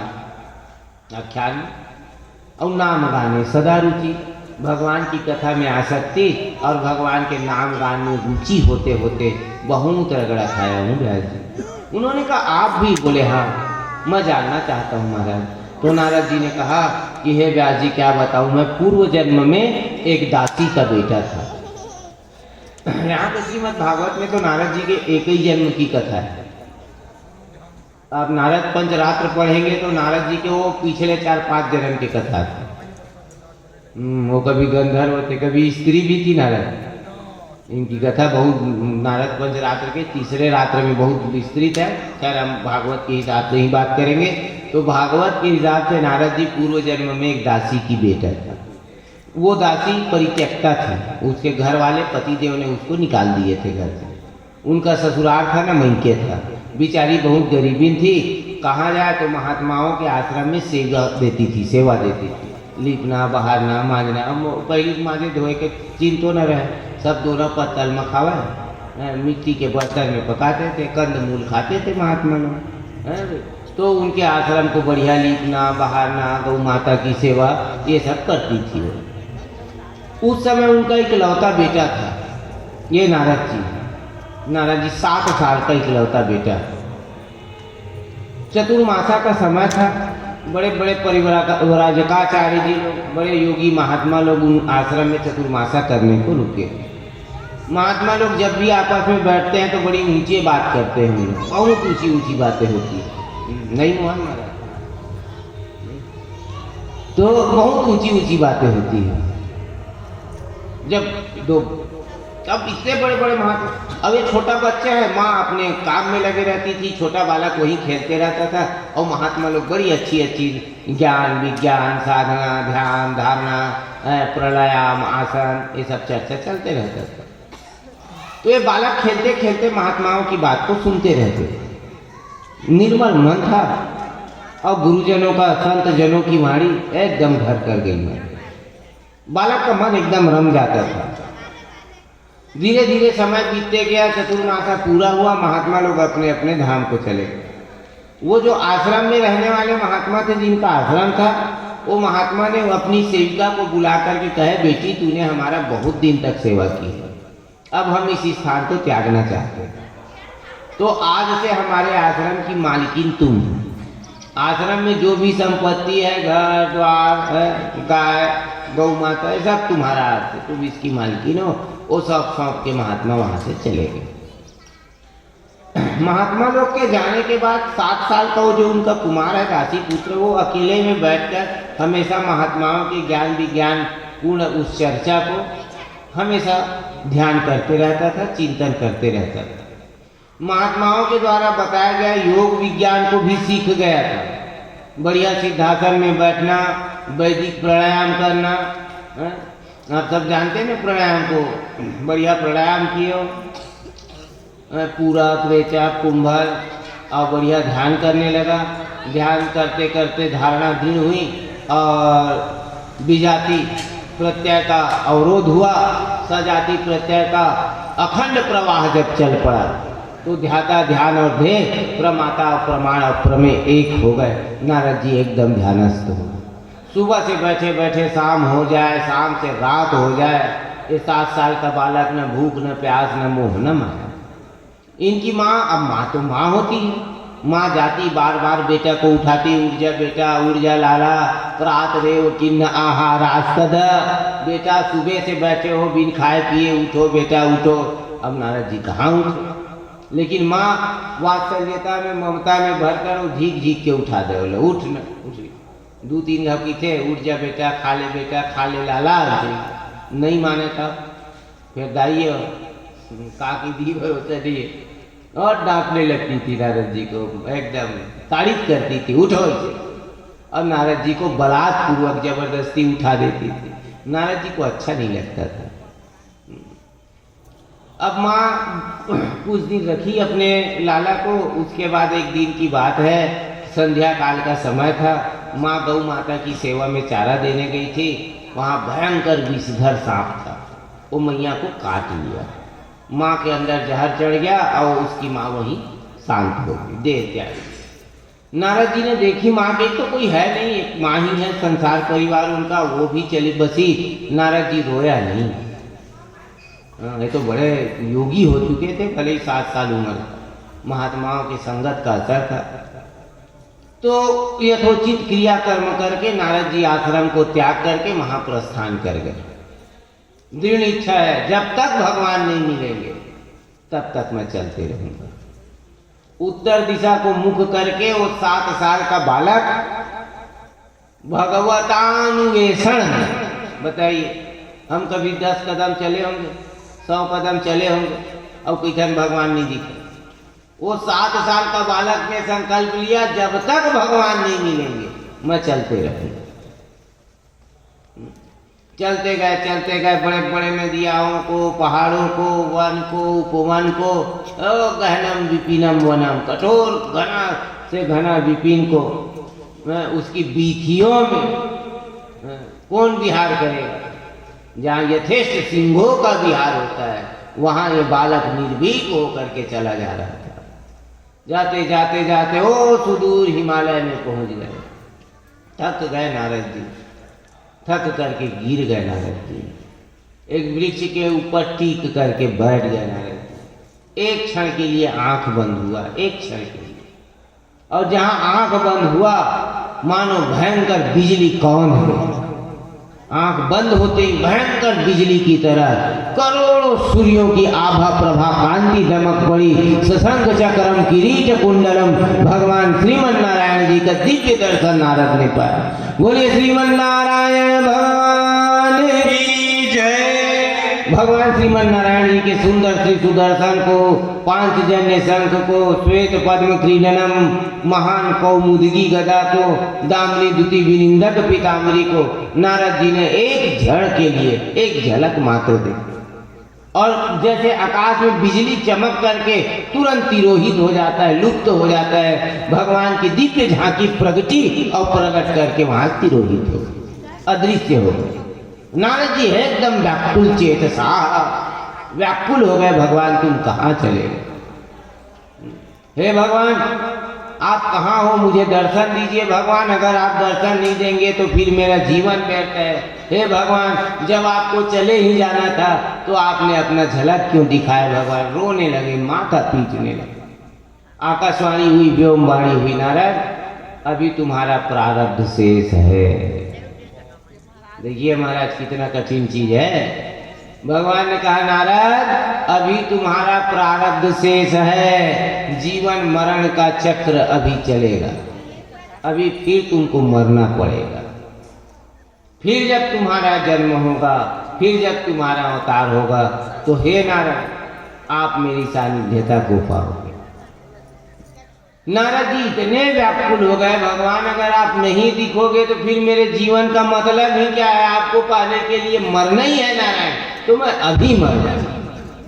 और नारद जी एकदम व्याकुलता से अपना प्राण त्याग दिए। फिर वही नारद जी पाद्य कल्प में भगवान श्री ब्रह्मा जी के मनोमय विग्रह से प्रकट होकर सदा सदा के लिए अपने प्राणनाथ प्रीतम परम प्रयाण भगवान नारायण को प्राप्त। ये थी उत्कट उत्कंठा भगवत सम्मिलनार्थे। व्यास जी को बताया नारद जी मैं ऐसी ऐसी स्थिति से निकला हूं, तब कहीं जाके पाया हूं व्यास जी, अब आप एक काम करो, बस भगवत कथा करो। ये ज्ञान विज्ञान सब अच्छी बात है, इसके बिना कहाँ भक्ति समझ में आएगी, लेकिन खाली उतने ही करते रहोगे तो नहीं बनेगा। ये ज्ञान और विज्ञान केवल मन और बुद्धि की पवित्रता के लिए है ना। साधन साध्य है ज्ञान विज्ञान, लेकिन भक्ति साधन साध्य नहीं। कृपा साध्य हो सकती है, भगवत कृपा साध्य ही है, और दूसरे में अलभ्य नहीं। भक्ति तो सदा लभ्य है, सुलभ्य है। हमारे अंदर अगर परमात्मा है, जीवात्मा अगर ईश्वर का अंश है, तो भक्ति कभी भी ईश्वर से विलभ हो ही नहीं सकती। शर्त तो सीधा है ना, सीधा शर्त है। तो क्या बस माया जौनिका का अपसारण करना है और ज्ञान विज्ञान संपन्न होते ही मन पवित्र हो जाता है। योग ध्यान धारणा समाधि जप तप नेम नियम व्रत उपासना केवल मन की पवित्रता के लिए है भाई बहन। मन पवित्र हुआ तो वहीं पे भगवान है, वहीं पे भक्ति है, कहीं लाने खोजने बैठाने की आवश्यकता नहीं है। और व्यास जी को उपदेश देकर नारद जी का जाना, फिर व्यास जी के द्वारा प्राप्त चतुर श्लोक को 18,000 श्लोकों में भगवान गुण गण से विशिष्ट कथा में लगा देगा। और भगवत कथा को प्रारंभ करना। इधर शौनक आदि ऋषियों से सूत जी ने कहा, इस तरह से भगवान व्यास जी ने 18,000 श्लोकों से युक्त भागवत को बनाकर भगवान सुखदेव जी को पढ़ाए और उसी भगवान सुखदेव जी से महाराज परीक्षित ने इसको प्राप्त किया। कहे महाराज सुखदेव जी से प्राप्त किया, वो तो साक्षात भगवान त्रिभुवन गुरु शिव जी है। तो कहे हाँ।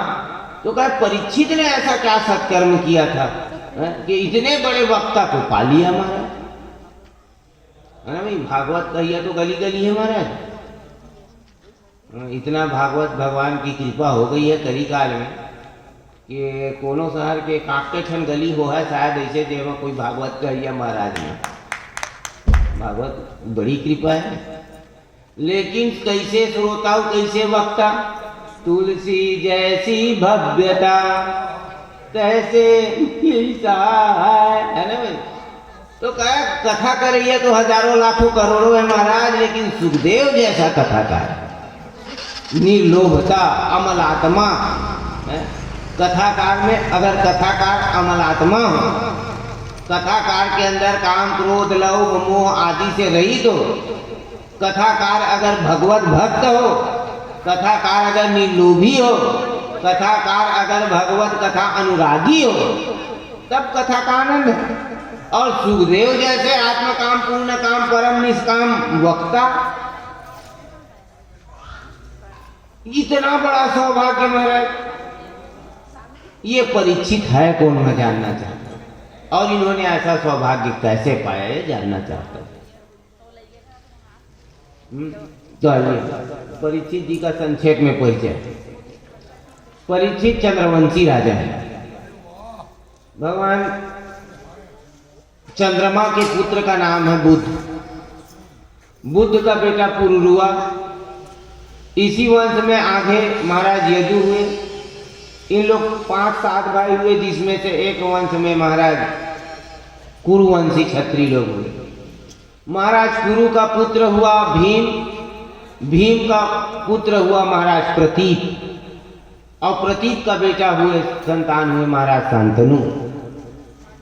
अब शांतनु के बाद तो सब जानते हैं, भीष्म पितामह जो देवव्रत हुए, इन्हीं का पहली पत्नी श्री गंगा जी से, और उनके और जो बाद में पुत्र चित्रांगद विचित्रवीर आदि हुए, उन्हों से सत्यवती जो उनकी माँ बनी व्यास जी के नियोग से।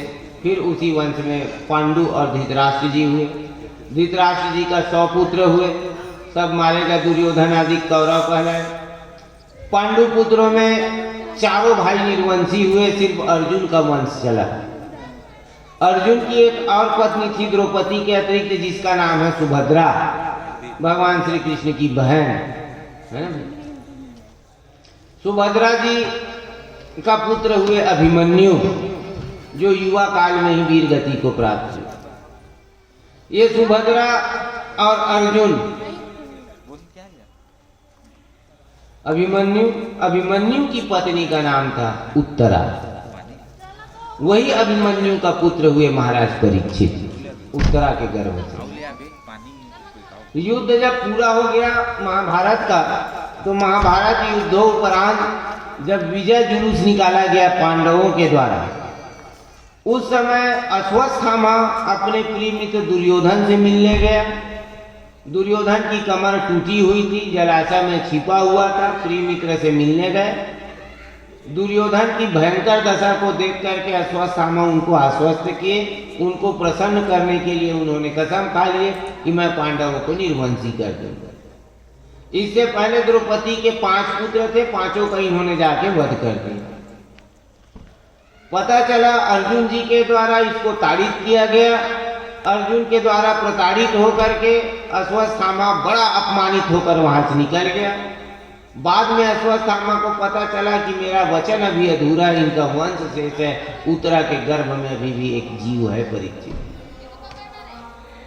माघ मकरगत रवि जब हुई, माघ के महीने में संक्रांति महापर्व में भगवान मदन मोहन श्याम सुंदर युधिष्ठिर जी से बात कर रहे थे कि हे महाराज युधिष्ठिर, हस्तिनापुर नरेश, जब से महाभारत का युद्ध शुरू हुआ है मैं यही हूँ हस्तिनापुर में। बहुत दिन से अपने द्वारिका को छोड़ दिया हूँ। अब मैं जाना चाहता हूँ भाई। तो समाचार मिला कि धर्मराज युधिष्ठिर को गंगा के किनारे से भीष्म पितामह जी ने बुलाया है आज। भगवान श्री कृष्ण जी ने सुने इस दूत के वचन को, स्वयं गए धर्मराज युधिष्ठिर, पांचों भाई और इनका परिवार भगवान के साथ गए श्री गंगा जी के पावन तट में। देव नामक जो वसु है, जो भीष्म पितामह का देह धरे हैं, प्रत्येक रोम छिद्रों में बाण धसा हुआ। सोचिए महाराज, ये भी कोई छोटी मोटी बात नहीं। कथा तो हम लोग बहुत सहजता से कह देते हैं, हजार बार लाखों बार कथा को सुनते हैं, कभी कथा को अनुभव करके देखिए, जरा सा अनुभव करके देखिए, कितना सहज नहीं है भीष्म पितामह महाराज। देव नाम का वसु है, वशिष्ठ बाप जी का आशीर्वाद श्राप था, जो भीष्म पितामह बन के आए। भक्ति ऐसी सहज चीज नहीं है। सोचिए, अखिल ब्रह्मांड के अधिपति भगवान, नित्य निज तिशयानंद स्वरूप भगवान, लीला बिहारी, बाके बिहारी, जन्मन हारी, त्रिभुवन कमनी, कोई ऐसी वैसे नहीं है। जोगिन दुर्गम गति, वो पुरंदर इंद्रों के लिए भी जो दुर्गम है, वो भगवान श्री कृष्ण भीष्म पितामह के सामने हाथ जोड़कर खड़े हैं। भीष्म पितामह प्राण छोड़ना चाहते हैं, प्राण का शरीर छोड़ना चाहते हैं। प्राण कहाँ छूटे भाई, शरीर छोड़ना चाहते हैं, हाथ जोड़े हैं भगवान, भगवान हाथ जोड़े खड़े हैं। क्या भक्ति है, सोचिए कहां से आई इतनी भक्ति। देखिए, भक्ति ऐसी होनी चाहिए, एक सुई चुभ जाए। हमन मान लो जाए अनर्वत जप करत हन, हमन काउंटर धरे दिन भर अपन राम राम कृष्ण कृष्ण महादेव शंभु जौन भी जपत। हम कहतन खात पियत उठत बैठत चलत फिरत 24 घंटा भगवान के मंत्र जपो, नाम लेको, रेंगत रेंगत एक क्षण कांटा गढ़ी तो कहाँ राम कृष्ण हाय ए गई दुनिया भर के एक कांटा में। जब तक के वो कांटा न निकालबे, वो खून निकलना बंद नहीं हुआ, तब तक कहाँ काउंटर, कहाँ माला, कहाँ नाम, है ना भाई। और भीष्म पितामह के बारे में क्या कहते हैं कि जितना एक एक रोम है ना, जितना रोम है उतने ही बाण धसा हुआ है उनके शरीर में। कैसे लगता होगा पितामह को, एक एक रोम में भयंकर विष से बुझा हुआ एक एक बाण आर पार है उनके शरीर। एक कांटा में इतना ताकत है कि काउंटर, माला, नाम जब सुमिरन छुड़ा दिया तो इतना बाण पड़ा है उनको, लेकिन भगवत सुमिरन नहीं छुड़ा पाया। ये है विष्णु पितामह। इसीलिए द्वादश भागवतों में से एक है विष्णु पितामह। समझिए क्या निष्ठा है, क्या महिमा है। सोच के तो देखिए, इतना दर्द है शरीर में, कितना चुभन है शरीर में, कितनी व्याकुलता। एक तो प्रत्येक रोम छिद्र में हजारों लाखों करोड़ों बाण धसा है, उसके बाद भी मृत्यु के समय का दुख अलग। प्राण जब निकलता है, जीव जब शरीर को छोड़ता है, उस समय और कितना तकलीफ होता होगा। उस परम कठिन विपत्ति में भी भीष्म पितामह केवल भगवान को याद कर रहे। क्यों ना आए भगवान, क्यों ना हाथ जोड़े ऐसे भक्तों का। सोचिए ना, मान लो जाए हम बहुत अपने नाती से, बेटा से बहुत प्यार करते हैं, बहुत प्रेम अपन लड़का में, अपन नाती में अत्याचार प्रेम। अब मान लो जाए जावत है, दरवाजा पकड़े हैं, उसके में नाती या बेटा जोर से लात में मार दे, दरवाजा में हाथ चिपा जाए जोर से। अब ओखर बाद वो नाती रहे, बेटा रहे, ताकत भर वो दरवाजा पेले, ताकत भर वो पेले, एक दो चिपाए ना हाथ रट के मारी दरवाजा, हाथ चिपा गए। अब हाथ चिपाई से खर बात हो गई, लड़का नाती है, ताकत भर गोल में पेला थे दरवाजा ले। तो दादा रहे, बाप रहे, बहुत लाडला बेटा, हीरो कहिया, वो का कहिया, वो इसने कही छोड़ दे लाडला, छोड़ दे बेटा, कैसे चिल्ला है, कहाँ जाए प्रेम मत कर। और लड़का मारते हो, लड़का मारते हो दरवाजा बाहर, कहाँ है प्रेम। ये प्रेम की निष्ठा तब दिखती है भाई बहन, जब कोई तकलीफ आ जाता है। जरा सा तकलीफ आया नहीं, जरा सी परेशानी आया नहीं, कहाँ भगवान, कहाँ दाई, कहाँ से। अपन पीते जी सवाल पूछते लड़का मनता है, आखिर का करे हमारे बर्जी है, का बना है हमारा, कहाँ है प्रेम, कहाँ गई निष्ठा। आप सोचिए, आज भी रावण का बड़ा नाम है महादेव के भक्त में, बड़ा नाम है। क्यों होगा? एक ठन अंठी छिपा के तो वो नाती लेका बर अक्का गुस्सा, जबकि कितना प्रिय था वो बेटा, वो नाती। रावण भी प्यार करता है महादेव से। महादेव के कैलाश में उठा दी, महादेव उसको दबा दिए, कैलाश लपन अंठन दबा दी। रावण के दोनों हाथ चपका गए कैलाश में, और महादेव अंठन चपके और ताकत भर चपका थे। अब सोचिए पूरा कैलाश फिर महादेव भार डाल रहे हैं, रावण के हाथों की क्या दशा होगी? हड्डियां चूर चूर नहीं हो गई होगी, एक एक नस नहीं फूट गया होगा। लेकिन रावण बौखलाता नहीं है, रावण चिल्लाता नहीं है, न महादेव को अपशब्द बोलता है। उस भयंकर स्थिति में एक एक नस फूट रहा है, हड्डियां चूर चूर हो रही है, और रावण क्या कहता है? जटाटवी गलज्वल प्रवाह पावितस्थल गले पलंब लंबितां भुजंग तुंग मालिकां डमड्ड मड्ड मड्ड मड्डिराज वड्ड मर्वयं चकार चंड तांडवं तनोतु न शिवस्वरं जटापटा संभ्रम प्रमन्निले परिर्जनि विलोलमेति वल्लभि विराजमान मूर्धनि धगद् धगद् धगज्वलन ललाट भट्ट पावके किशोर चन्द्रशेखरे रते प्रते क्षणं मम धराधरेन्द्र नन्दनी विलास बन्धु बन्धुन पुरस्तिकण्ठ सङ्गते प्रमोदमान मानसे विपावटात् तोरणी निरुद्ध दुर्धरापति वदित्तिगम्बरे मनो विनोदमे वस्तुनि जटाभुजंग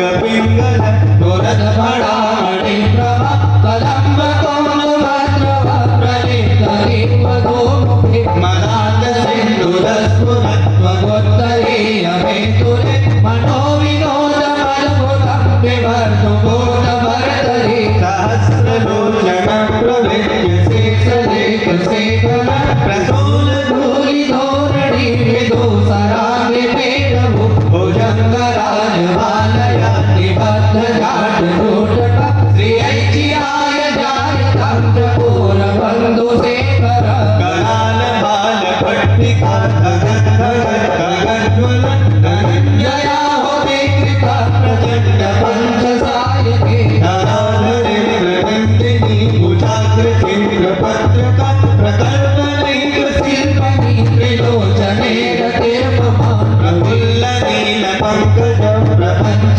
कालिमात्रा बलम्बिकंड कंधरारुचि प्रबंध कंधर स्मरच्छिदं पुरच्छिदं भवच्छिदं महच्छिदं गजच्छिदानकच्छिदं तमन्तगच्छिदं वदे अगर्व सर्वमङ्गला कलाकलं भवञ्जलि रसप्रवाहमानदेवी मणावदूरकं स्मरान्तकं पुरान्तकं भवान्तकं मवान्तकं गजान्तकान्तकान्तकं तमन्तकान्तकं वदे गजान्तकान्तकान्तकं तमन्तकान्तकं वदे कान्तकान्तकान्तकं तमन्तकान्तकं वदे। लड़का कहूँ जोर से चपके दरवाजा में हाथ छिपाए लाते लात मारा, तो लड़का कही न बहुत सुंदर दिखत बेटा, तय घब स्कूल जात रहे दैसे करे रहे, घब गिरे दैसे वही टिफिन न भुला गे रहे, मैं रायबाग गिरे हथ के ट्रेन से छोड़ दे बेटा, बोले सकी। और रावण की वो दशा है, और रावण क्या कहता है? स्मरांतकम पुरांतकम भवांतकम मखांतकम भगवान गजांधकांधकांतकम। हे महादेव, आप स्मरांत का अंत, स्मर का अंत करने वाले हो। स्मर यानी काम, काम को जलाने वाले। स्मरांतकम भवांतकम मखांतकम, मख यानी यज्ञ, दक्ष के यज्ञ को भस्म करने वाले, काम को भस्म करने वाले। हे महादेव, गजांधकांधकांतकम, गजासुर को, अंधकासुर को मर्दन करने वाले भगवान। हे महादेव, बताइए ये दशा हुई कि महाराज भगवान महादेव अपने आसन से उठ खड़े हुए और अपने भक्त के इस परम निष्ठा को देखकर, भक्त के परम पावन निष्ठा को देखकर भगवान महादेव झूम उठे। कोई गीत भी किया, इनमें ऐसी शक्ति नहीं है कि बाबा नाच उठे। महाराज वो तो महादेव है, शंभू है। कोई स्वर में ऐसी ताकत नहीं है कि बाबा को नचा दे। बाबा नाच उठते हैं, झूम उठते हैं अपने भक्तों की निष्ठा को देखकर। रावण की निष्ठा देखकर महादेव नाच उठे। भीष्म पितामह की निष्ठा को देखकर भगवान हाथ जोड़कर खड़े हो गए। चाहे भीष्म पितामह भगवत स्तुति किए, स्तुति करके अपना प्राण भगवान में न्यौछावर कर दिए। पितामह का स्वधाम गमन हुआ, यथोचित संस्कार हुआ। भगवान ने धर्मराज से कहा कि हे धर्मराज, अब मैं जाना चाहता हूँ। कहते कुंती जी आई और सबको भगवान बिलक बिलक विदाई दे रहे थे। उसी समय कुंती जी ने आकर कहे कि हे श्याम सुंदर क्यों जा रहे हैं? तो उन्होंने कहा बुआ, इनका नाम पृथा है, कुंती जी का नाम, ये सगी बुआ है भगवान की। कहे कि कन्हैया जब तक हम लोग बहुत कष्ट में थे, मेरा बेटा जंगल जंगल घूमते थे, मेरे बच्चे लोग, तो तू कभी नहीं छोड़ा उसको। लाक्षागृह में आग लगा दिए, श्याम सुंदर कभी नहीं छोड़ा। और आज मैं भगवान राजमाता बन गई। जब विपत्ति में पड़ी रही तो तू हमेशा साथ में रहा कन्हैया। आज जरा सी संपत्ति क्या आई तू हमको छोड़ने का? तो भगवान ने कहा ऐसी बात नहीं। कहाँ कन्हैया ऐसी बात? विपत्ति में हमेशा तू साथ दिखता है, संपत्ति में छोड़ के जा रहा है। तो कन्हैया मैं एक बात कहूँ? बोले बोलिए। मैं जानती हूँ कन्हैया तू भगवान है, मैं तुम्हारा मर्म जानती हूँ, मैं जानती हूँ तू भगवान है। तो मैं तुमको भगवान समझ के कुछ मांग लूँ। भगवान ने कहा बुआ आप आज्ञा करिए। तो कहा कन्हैया तू मुझे ऐसा वरदान दे कि मेरे जीवन में मैं कभी सुख मत देखूं, कभी सुख मत देखूं। हाँ, बड़ी कठिन बात। भगवान ने कहा क्यों? तो कहा तू तो सुख में साथ छोड़ देता है, इसलिए मुझे सुख ही नहीं चाहिए। बड़ी अच्छी बात मानी। सुख में तू साथ छोड़ देता है, इसलिए मुझे संपत्ति नहीं चाहिए, सुख नहीं चाहिए, मुझे विपत्ति चाहिए, दुख चाहिए। हर कदम हर क्षण अहर्निश दुख आए, विपत्ति आए, ताकि तू दिखे नहीं। भगवान ने कहा बुआ ऐसी बात नहीं। भगवान तो सत्य है ना। सत्य कौन है? जो सनातन है, जो सर्वकाल वर्तमान हो वही सत्य है, उसी को सनातन कहते हैं। और भगवान हर समय हर क्षण अहर्निश है, सब जगह है भगवान। ऐसा कोई जगह नहीं है, ऐसा कोई काल नहीं है जहाँ भगवान नहीं है। बुआ विपत्ति में तू मुझे याद करती है इसलिए दिखता है, संपत्ति में तू भूल जाती है ना इसलिए नहीं दिखता। नहीं तो मैं तो वही रहता हूँ, मैं तो तुम्हारे ही अंदर हूँ। जीव के अगर सबसे करीब कोई है तो केवल मैं ही, तुम ही मुझे नहीं देखती। नान्यथा क्या संपत्ति और क्या विपत्ति? संपत्ति और विपत्ति तो तुम्हारे लिए है, मेरे लिए तो कुछ नहीं है। मैं तो हर समय हर समय तो आश्वस्त कर भगवान वहाँ चलने लगे। उसी समय उत्तरा आ गई। रक्षमान त्राहिमाम अस्वस्था, माने भयंकर ब्रह्मास्त्र छोड़ दिए थे उनके गर्भ को मारने के लिए, नष्ट करने के लिए। भगवान के सामने उत्तरा जैसे रोते बिलखते आई। अब भगवान क्या करे? ब्रह्मास्त्र उनके पास ही पहुंच चुका है, ब्रह्मास्त्र उनके गर्भ के पास पहुंच चुका है। फिर क्या हुआ? कहे उत्तरा जी के गर्भ के ही अंदर, उत्तरा जी के गर्भ के ही अंदर छोटे से भगवान प्रकट हो गए। ला एकदम सोन का दगदगा 4 अंगुल के भगवान। अब वो 4 अंगुल के भगवान एकदम लकलकात भगवान। अब वो 4 अंगुल के नारायण ज्ञान कत्ता बड़ो खर सुदर्शन चक्र रही तो टिकली बरोबर नाम कत्ता बड़ गदा धर रही तो ये। अब वो भगवान वो गर्भ के अंदर गोल गोल घूमे लगी स्पीड में। अब वो जैसे सामने ब्रह्मास्त्र रही तो जैन चीज घूम आ जाते नहीं रोकना है। भगवान के गदा वही में गदा के ऊपर ही से भगवान अपने गदा का भयंकर द्रुत गति से संचालित गोल गोल घुमाने लगी स्नान करके गदा। और वो गदा ने ब्रह्मास्त्र का विधुनन करके उसको छिन्न भिन्न कर दिए, तेज भगवान के कौमुदगी में समा गया, पुष्पों की वृष्टि हुई और उत्तरा के गर्भ की रक्षा हुई। बोलिए श्रीमन नारायण भगवान की जय। ये देखिए क्या मतलब, भगवान कहाँ थे जो आए? भगवान ये नीति के व्यास जी की नाक डहले अंदर घुसरी सो है गर्भ में, के कान डहले घुसरी भगवान की आंखी डहले। अरे भगवान जहाँ है, भगवान हर जगह हर समय अहरनिश है। भगवान बाहर से अंदर नहीं घुसे, वो अंदर ही में है, तभी वही प्रकट हो गए, है ना भाई। भगवान कहाँ है?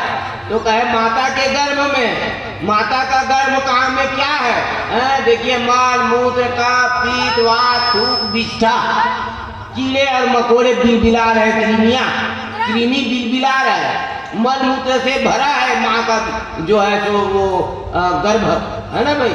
और उस गर्भ में मल मूत्र से सना हुआ है, मल मूत्र से सना हुआ वो बालक है। कितना दुर्गंध आता होगा उसके अंदर, कितना दुर्गंध भरा होगा। भगवान मुँह जात में परहेज नहीं करे।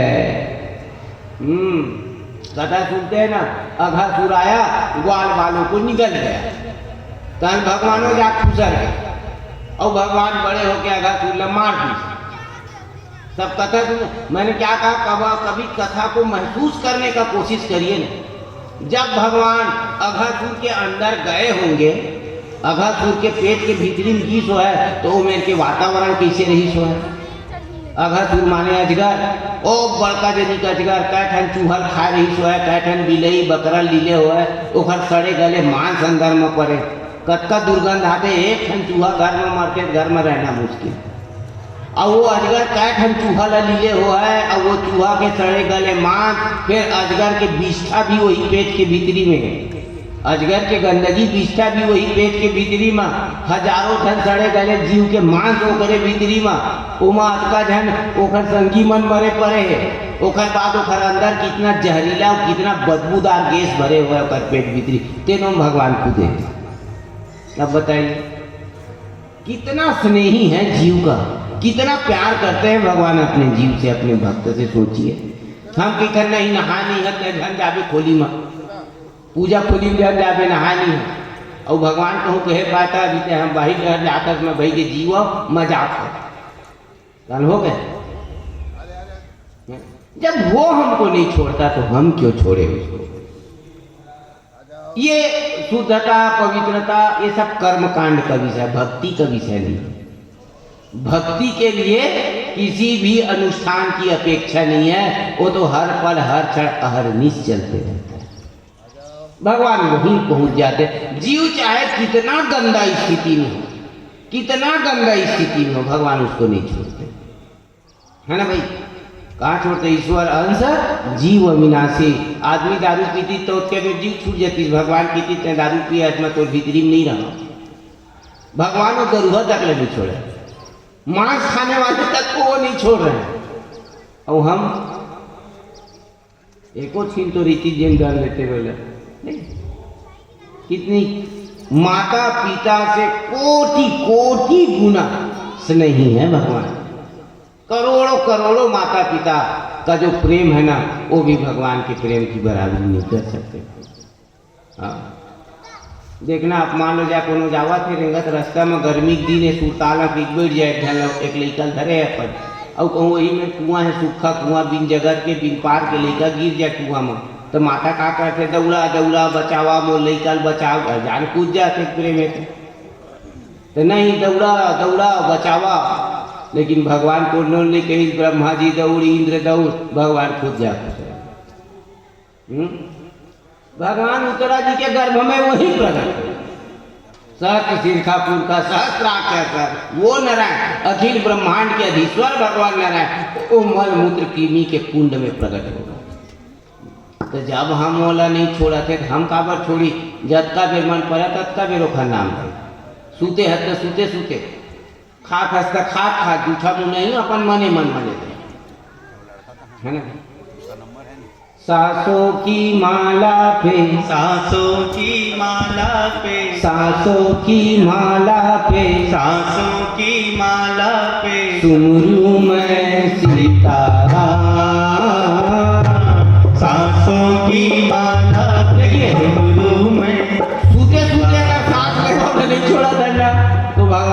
कोई जरूरत नहीं। खा सांस ले छोड़े का, दीर्घ शंका लघु शंका, कोई भी समय श्वास छोड़े क्या, तो फिर भगवान बोलिए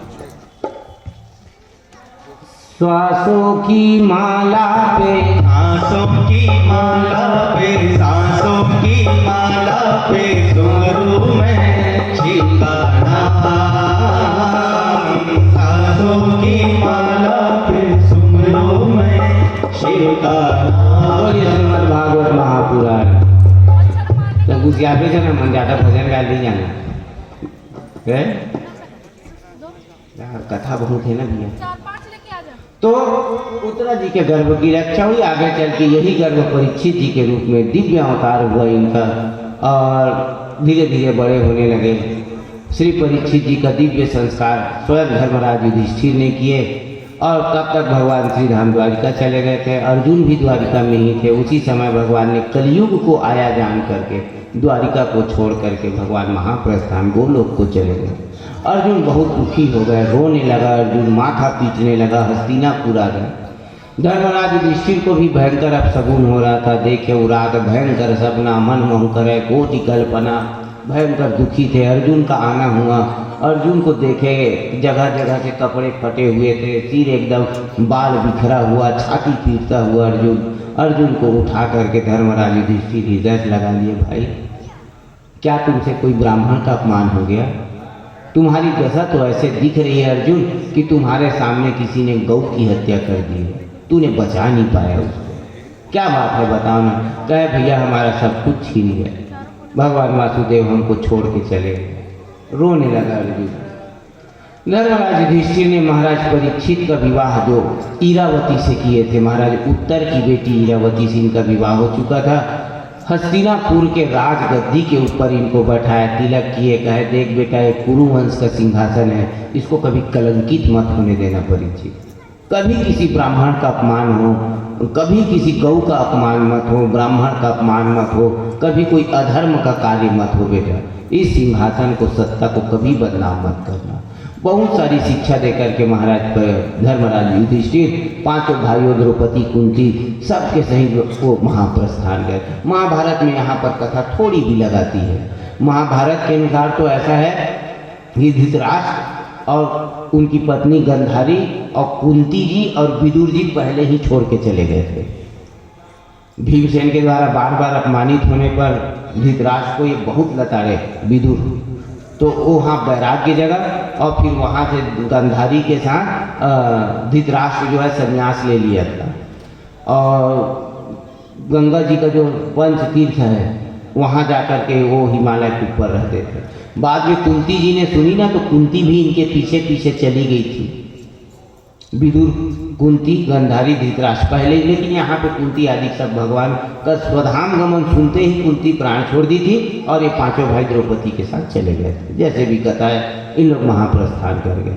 महाराज परीक्षित नए राजा बने हैं, धर्ममय सत्ता है, धर्ममय वातावरण, कहीं कोई अधर्म नहीं होता था, कोई चोर चोरी नहीं करती थी, और महाराज वर्णाश्रम की व्यवस्था को बड़ा जोर दे के वैदिक संविधान को बनाए हुए थे। बहुत वर्ष तक महाराज परीक्षित का दिव्य राज्य चलते रहे।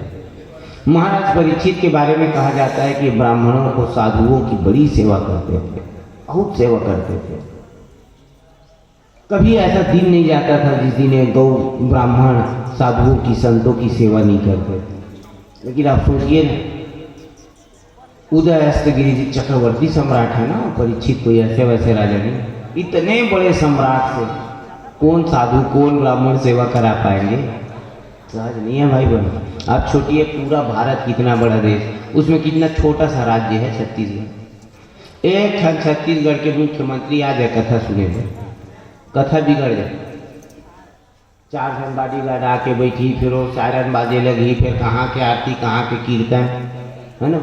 तो एक छत्तीसगढ़ के मुख्यमंत्री आके कही महाराज चल महाराज मैं तो मालिश करी हूँ भी गए, महाराज एक बखानी जाए एक बार मुख्यमंत्री मोल तेल लगाओ मालिश करी होकर। तो एक छोटे से राज्य को 70 दिन के मुख्यमंत्री क्यों आए, भगवान जाने फिर आए कि नहीं आए, देखा रखा पावर। तो वो तो होते एक बार स्वराज सम्राट चक्रवर्ती श्री परीक्षित जी, वो खलन कौन हिम्मत करी सेवा करवाए। लेकिन है बड़ा जिद्दी है, सेवा करूँगा माने करूँगा। तो क्या करते थे, ये भेष बदल लेते थे एकदम, और एकदम दाढ़ी मूछा लगा के भयंकर पगड़ी बांध के पागी भीर के धोती भीर के पहुँच जाओ महात्मा मन क्या करो, कांवर में धर धर के पानी डोहा रहे, साधु संत के कपड़ा धोए, कहते हैं बह रहे खर रहे, रूप बदल के।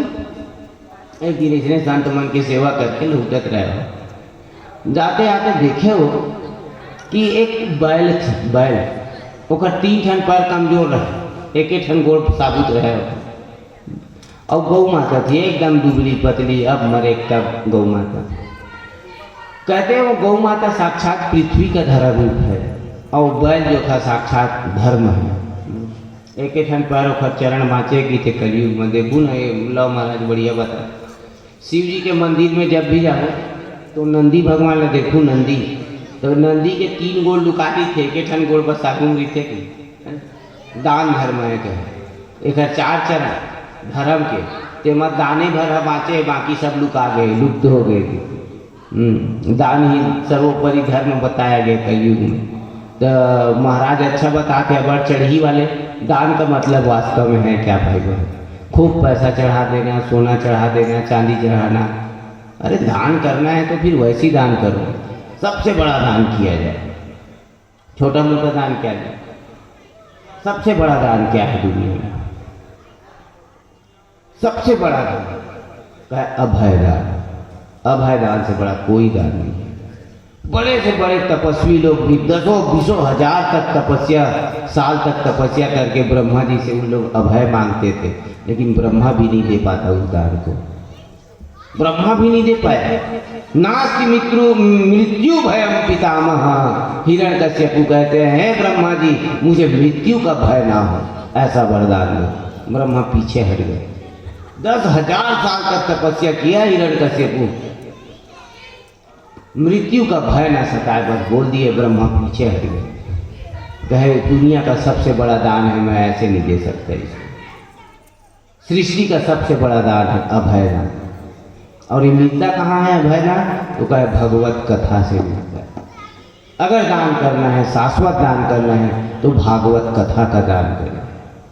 आप जो भागवत कथा कर रहे हैं, आप सबको बैठा करके कथा सुना रहे हैं, आपके नाम से 4 आदमी कथा सुनने को पा रहा है, इससे बड़ा दुनिया में कोई दान नहीं है भाई। यहाँ तो साक्षात वांगमय रूप साक्षात भगवान दे रहे हैं आप लोगों को, और भगवान से बड़ा क्या संपत्ति है जिसका दान हो सकता है। जितने लोग सुन रहे हैं कथा को, उतने लोगों को आपने कथा का आयोजक होने के नाते आपके प्रयोजन से किसी ने भगवत कथा पाया, यानी वो भगवत कथा का दान आपने किया, इससे बड़ा कोई दान नहीं है। इसी दान के बदौलत आज धर्म टिका हुआ है। कलयुग में जहां पे भी देखना, जहां ये दान, जहां ये कथा है, वहीं पे धर्म टिका है। अभी पंडाल को उखड़ने दीजिए, कथा विश्राम हो गया, पंडाल उखड़ जाए, और बाद कोने में बैठ के राम राम कही, राधे राधे कही। जब तक कथा चल रहा है तब तक यहाँ पे धर्म है, तब तक यहाँ पे भगवान है। और इससे बड़ा अभय आप बताइए ना, यहाँ पे बैठे हैं, अंधियार हुआ तो फिर आदमी खड़े नहीं हो सकी, पंडाल निकले के बाद सांप बिच्छी दुनियादारी, बैठना तो दूर, खड़ा होना पसंद नहीं करे मेरा। आज यहाँ निश्चिंत होके निर्भीक होके बैठे हैं। ये अभय कहाँ से आ रहा है? सिर्फ कथा से आ रही है, इससे बड़ा कोई दान नहीं। और जहाँ पे ये अभय दान है, वहीं पे धर्म टिका हुआ है। तो वो बैल जो था धर्म, धरती रूपी गौ से पूछ, तू क्यों रो रही? वो रो रही थी, वो क्यों रो रही? तू ये सोच के रो रही है क्या कि भगवान चले गए, अब धर्म का नाश हो जाएगा, कलयुग आ गया है, मान ही न माता पिता गुरुदेवा साधु सन करवा वही सेवा, धर्म चुलई नहीं कहना, भयंकर विपत्ति आ जाएगी, सत्यम नास्ति दया दानम शौचम न विद्यते। ऐसा समय आएगा, अब कलयुग आएगा, सत्यम नास्ति दया शौचम दानम न विद्यते, देखने को नहीं मिलेगा कहीं कहीं। नैव योगी नैव सिद्धो, न कोई योगी न कोई सिद्ध पुरुष देखने को मिलेगा। भयंकर कलयुग आने वाला है। लोभी नाम गृहस्थ कन्या विकृण्यो, महाराज मंदा सुमंद मतियो मंद भाग्या रूप दुता। ऐसा कलयुग आएगा, इसलिए रो रही है तू धरती, क्यों रो रही है आखिर? धरती कुछ बोल पाती, उतने में भयंकर विशाल काय पुरुष प्रकट हुआ, एकदम काले रंग का, भयंकर सोना चांदी हीरा मोती पहने, एकदम भयंकर बड़ा लाठी रखा था, डंडा यष्टि, और वो यष्टि को लेकर के, डंडे को लेकर के वो बैल को मारने लगा। और वो बैला बेचारा कोड़वा तो है, ले दे के वो मेले भागी, तब गौ माता मारे लगी। गौ भी ऊर्ध पूछ को उठाकर गोमूत्र और गोबर करते करते जाने लगे। महाराज परीक्षित से नहीं सहा गया, दौड़ करके गए महाराज परीक्षित, उस भयंकर विकराल पुरुष के कंठ को पकड़कर विशाल तलवार को उठाए, कह सावधान, तुमको क्या लगता है कि धर्मराज युधिष्ठिर के जाने के बाद धरती में कोई गौ का रक्षक नहीं है, कोई धर्म का रक्षक नहीं है? तुमको क्या लगता है भगवान श्याम सुंदर के जाने के बाद कोई गौ पालक नहीं है? मैं हस्तिनापुर नरेश परीक्षित, मेरे राज्य में कभी गौ का अपमान, ब्राह्मण का अपमान नहीं हो सकता। मैं अभी तुमको दंड देता हूँ। भयंकर तलवार उठा लिए। कौन हो तुम? उन्होंने कहा महाराज क्षमा क्षमा क्षमा, मैं कलयुग हूँ महाराज, मुझे मत मारो।